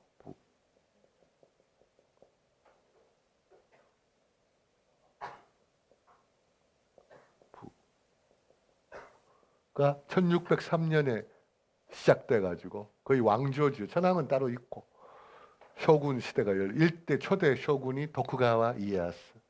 노예들을 일시키니까 생산성이 안 올라가. 노예들은 그냥 노예잖아요. 봉급 안 주잖아. 노예 막 부려먹지 죽도록. 노예들은 공장에 일시켜 보니까 하는 둥 마는 둥. 어차피 우리는 이 짓 하다가 죽을 텐데. 근데 양민들을, 자유민들을 뽑아다가 일시키면서 봉급을 준 거야. 네 일 잘하면 얼마 줄게. 그랬더니 막 엄청나게 일하잖아. 그러면 링컨 입장에서는 어때요? 노예를 해방시켜서 자유민으로 만들어가지고 공장에 일시켜야지.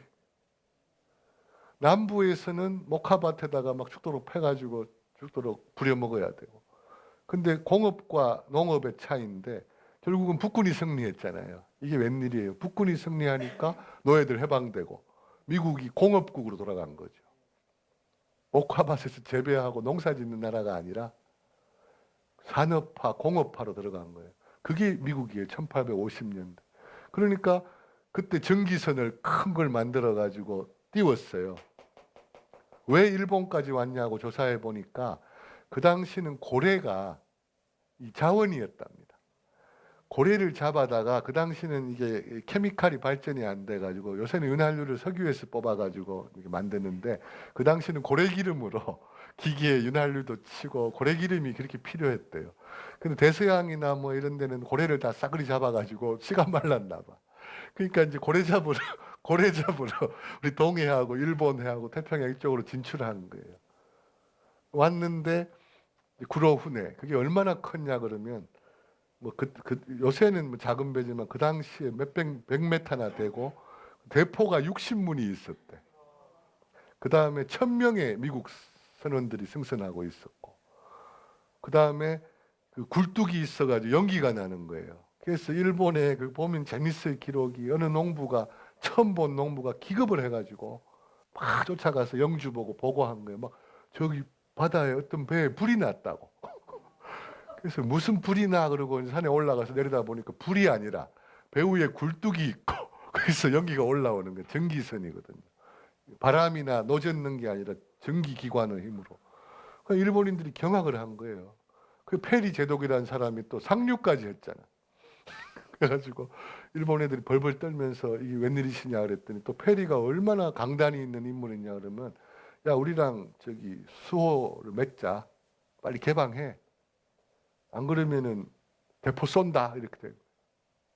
그러니까 이제 에도 바쿠에서 놀래가지고 마지막 요시노부 20몇 대 요시노부가 심약했나 봐요. 그 쇼크 받아가지고 일찍 죽었대요. 그래가지고 그 다음 저기 쇼군이 올라오자마자 그냥 정부군들이 때려 엎어가지고 메이지 유신이 된 건데, 그때 또 페리가 이렇게 겁을 줬답니다. 내가 그러면 생각할 시간을 주겠다. 내가 내년 봄에 다시 이번에 더 큰 배 끌고 올 테니까 그때까지 준비하고 있어. 그리고 그게 일본 사람들에게 막 어마어마한 그 멘탈이 붕괴되는 쇼크를 먹어요. 그러면 그때 일본이라는 게 뭐 조총밖에 없고 사실 미국하고 상대가 안 되는데, 제가 말씀드렸잖아요. 왜 근대화에 성공했느냐. 물론 일본인들이 부지런하고 선택을 잘한 거예요. 국제 정세를 빨리 읽고, 아, 우리는 영국이나 미국에 붙어가지고 이래야 우리가 살 길이다라고 막 원조를 받아서 열심히 근대화를 성공한 거예요. 그게 안 도와줬으면 지들이 무슨 힘으로 갑자기 부강해져요. 영국과 미국이 도와준 거예요. 돈도 대주고 자본도 기술도 다 가르쳐주고. 왜? 소련을 러시아 남하를 막아야 되니까. 그래서 싸움 붙인 게 뭡니까? 청일전쟁. 청나라도 또 조선을 이렇게 지배하고 있잖아. 그동안 몇천 년 동안 우리 중국에, 속국이라고 말하면 안 되지만 중국 눈치 보며 살았잖아요. 약하니까. 근데 이 중국이 지배권을 갖고 있는데 이제 일본이 자꾸 먹고 싶고, 그때 정한론이라는 게 생겼어요. 사카모토 료마라든지 그때 선각자들, 젊은 청년들 중에 패기 있는 청년들 그룹이 생겼는데, 평민들 속에서 나왔어요. 하급 무사들 중에. 국제 정세를 바로 본 거예요. 아, 우리 여기 그 무력을 보고, 미국의 무력을 보고 너무 놀래가지고, 야, 우리 이러다가 우리나라 먹히겠다. 우리도 어떡하면. 그 일본인들의 장점은 이또 고도리, 이또 고도리. 이게 뭐냐면 이가 좋은 거 아니에요. 이또 고는 이제 호칭이고, 도루. 도루가 뭐냐면 취하다. 그러니까 이게 뭐 외국 거를 무조건 배척하는 게 아니라 좋아 보이면 내 거로 만드는 거. 좋은 거는 내 걸로 만드는 거. 그게 일본 정신이거든. 그러니까 뭐 얼마나 부러워요. 손가락 빨 정도로. 막 저런 어마어마한 전기선에, 저 대포에, 야, 우리도 저런 걸 우리 손에 넣을 수 있으면 저기 바로 우리의 살 길이다라고 판단한 거예요. 그래서 적극적으로 덤빈 거예요. 미국한테. 아, 알겠습니다. 형님들 개방합니다. 대신에 뭐 이거 좀 주세요. 이거 가르쳐 주세요. 아까 다네가시마에서 그 조총 배우는 거랑 똑같잖아요. 다 까봐가지고 이거 어떻게 만드느냐. 나도 한번 만들어 보고 싶다.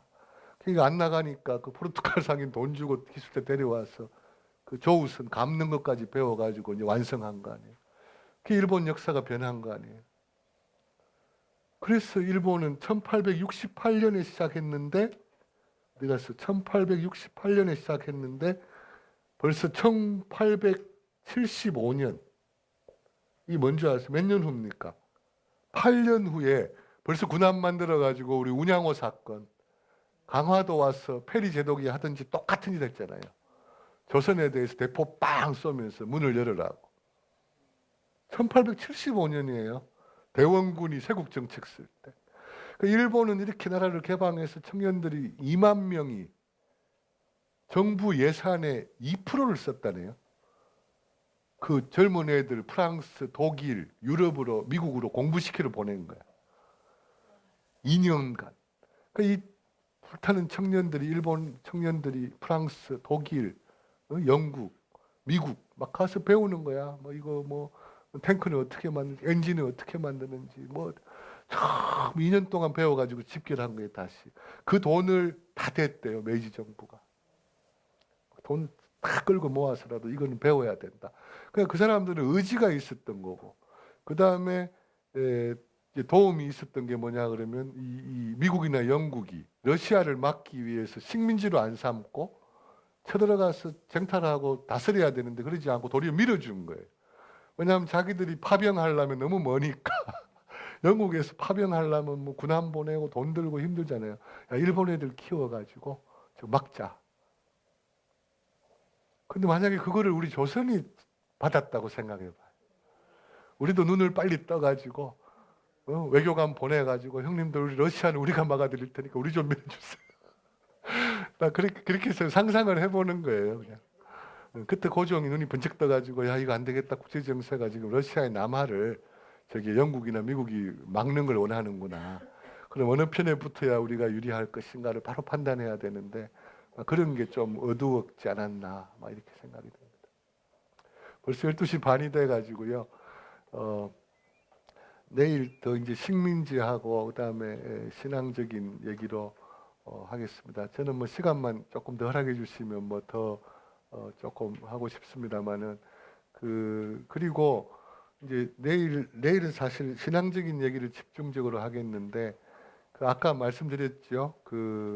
요거는 참 말씀드려야 돼요. 중세니까 왜 그 천주교 탄압하기 시작했는가? 오다 노부나가는 우호적인 인물이었다가 나중에 중들한테 하도 당해가지고 오다 노부나가가 약한 마음이 변했어요.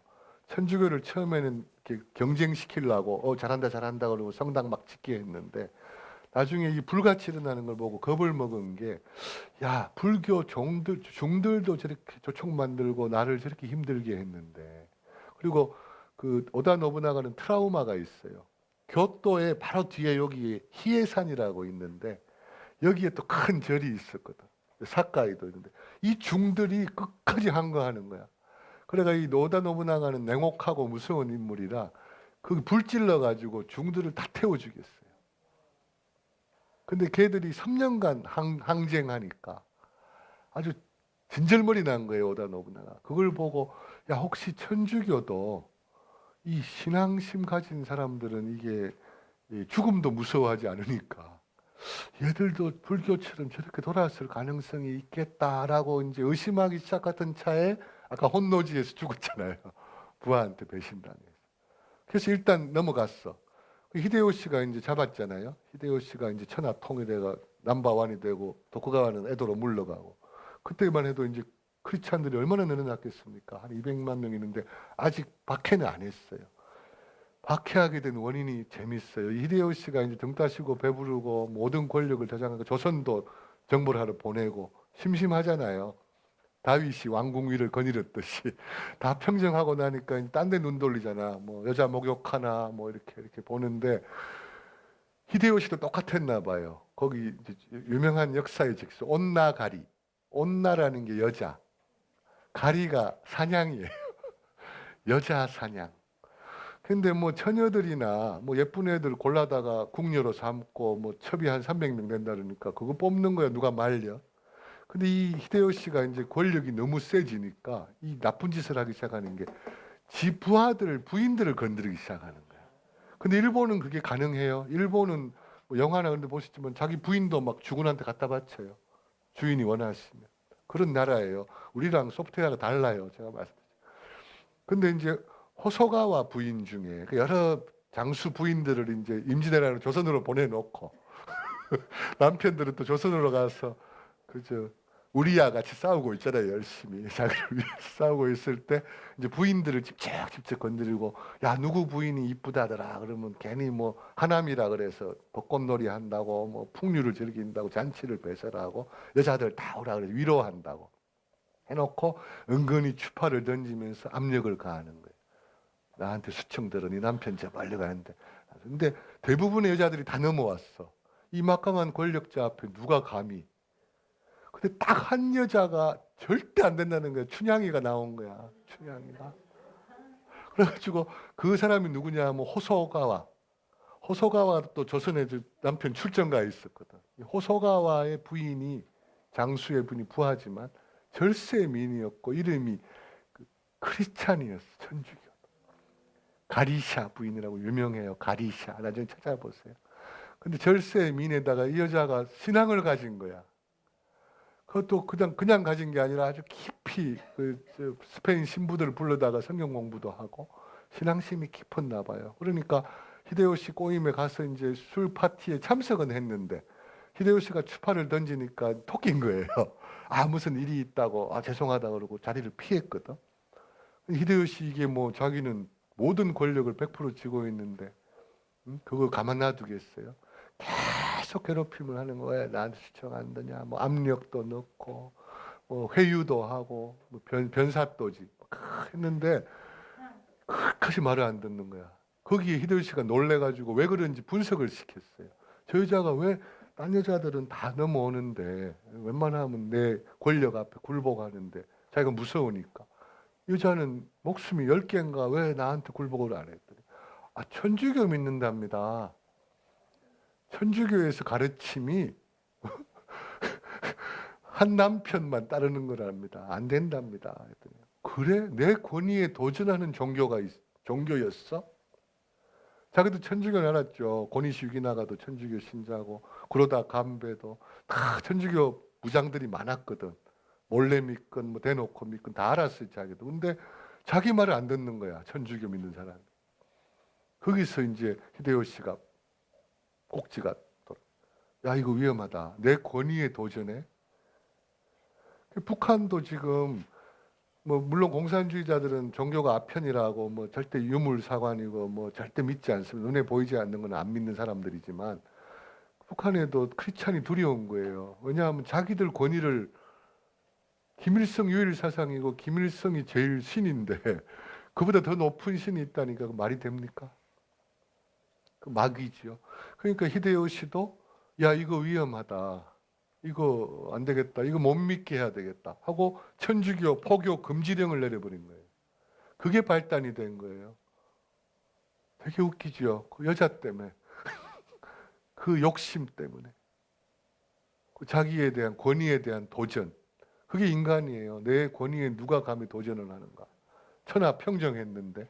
근데 조선까지 쳐들어가고 그때 그 스페인 신부 앞에서 얘기를 했대요. 기록이 있더라고요. 히데요시가 얼마나 뻥을 쳤냐 그러면 조선은 당연히 먹고 중국도 다 먹고 베이징에다가 우리 교토의 천황을 모시다 놓고 중국의 모든 주변국들을 다 다스리게 하고 천황이 자기는 일본에 있겠다 그러고 그 다음에 자기도 좀 이제 힘이 넘치면 천황 여기다 북경에 모시다 놓고 더 넘어가가 인도까지 가겠다고.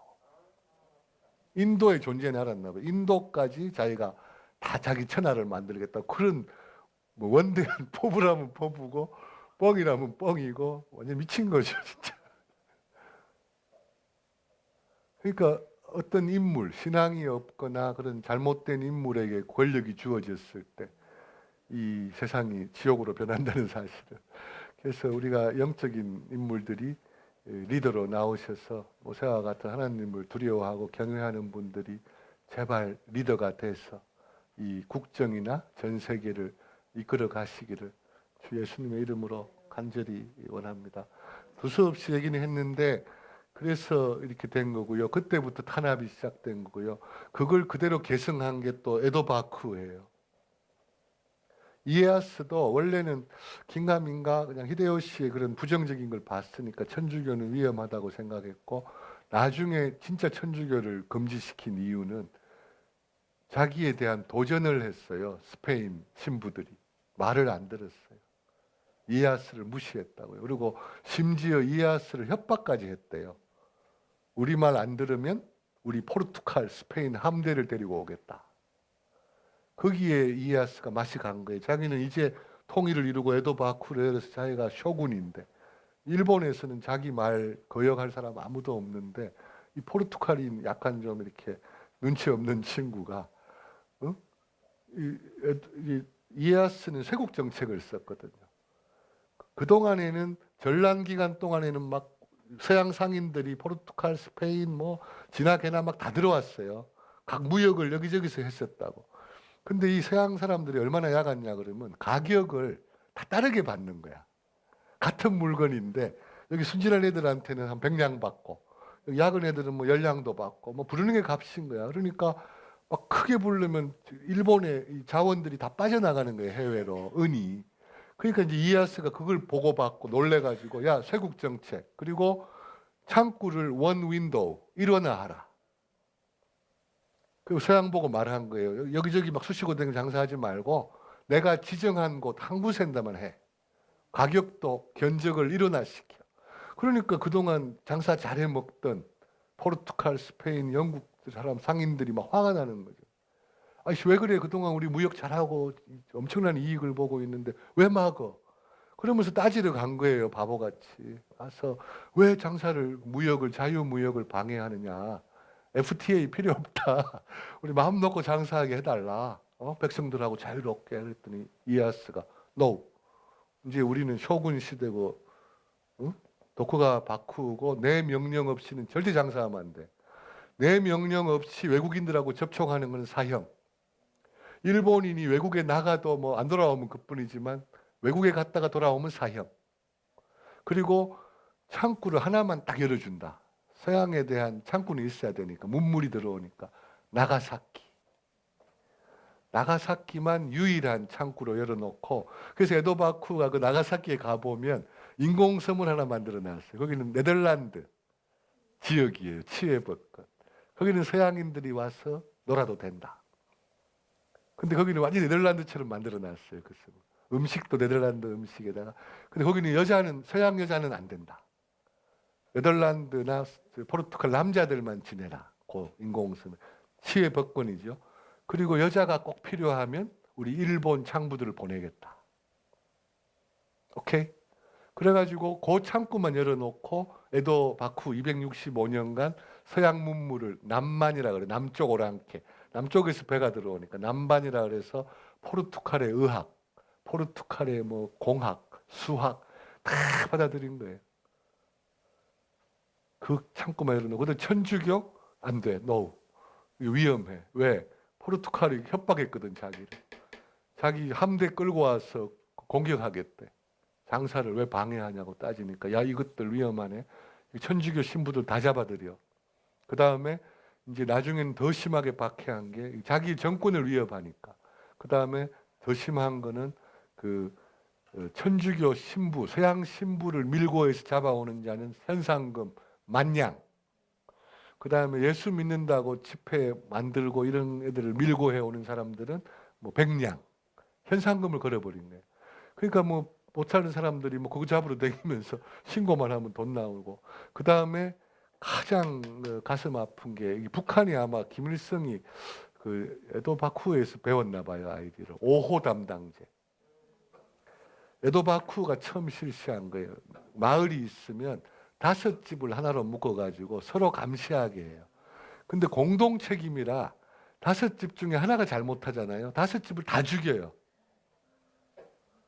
그 무슨 말인지 아세요? 내 집은 아무 잘못한 것도 없는데 도매금으로 같이 죽어요. 그러니 눈에 불을 켜죠. 나 안 죽으려면. 제가 잘못했어요. 이게 문제가 아니라 제가 잘못하면 내가 죽어요. 공동 책임제라고. 그 북한이 그 도입했어요. 5호 담당제. 서로 감시하는 거예요. 김일성 체제에 대해서 이상한 얘기하는 놈 있나. 나왔다 그러면 다 죽어요. 그러니까 서로 통제하면서 절대 씨를 말린 거예요. 그리고 그게 265년을 내려온 거예요. 그래서 일본은요, 잘 이해하셔야 돼요. 그 가쿠레 키리스탄이라고 역사서에 나와 있어요. 가쿠레, 숨은 히든 크리스찬, 지하 교인들이죠. 그래도 265년간 그 탄압 속에서도 끝까지 그 견뎠대요. 그리고 1868년에 메이지 정부가 아이고 개신교도 막 선교사를 들어오게 하고 개방이니까 이제 믿어도 좋다 그랬더니 어디 굴 속에서 뭐 이상한 사람들이 꾸역꾸역 올라오더래. 서양 선교사들 앞으로. 그러면서 우리 10대 크리스찬이었다고. 저까지 숨어서 믿었다고. 그래서 또 보니까 절 속에서도 나와. 절. 불교 속에 들어가 있는 거야. 절간에 숨으면 절이니까 의심 안 받잖아. 그래서 일본 절간에 어디 마루미치나 이런 데 가보면 십자가도 그려놓고 절 속에 마리아 상 같은 것도 이렇게 모형으로 이렇게 해놓고 그런 게 발견된대요. 왜냐하면 절에 숨어서 불교도인 것처럼 속이면서 예수를 믿고 있어요. 그게 265년을 내려왔대요. 가쿠레 키리스탄. 그 일본의 역사고, 그 다음에 에도 시대 동안에 죽은 사람들이 순교당한 사람들이 거의 뭐 수십만 명인데 저 순교사를 보면은 죽이는 방법도 가지가지예요. 이렇게 겁을 주기 위해서 그렇게 했대요. 그래서 내일 그 구체적인 얘기를 조금 더 첨부하도록 하고 오늘 이 정도로 마치도록 하겠습니다. 네. 영청해 주셔서 감사합니다.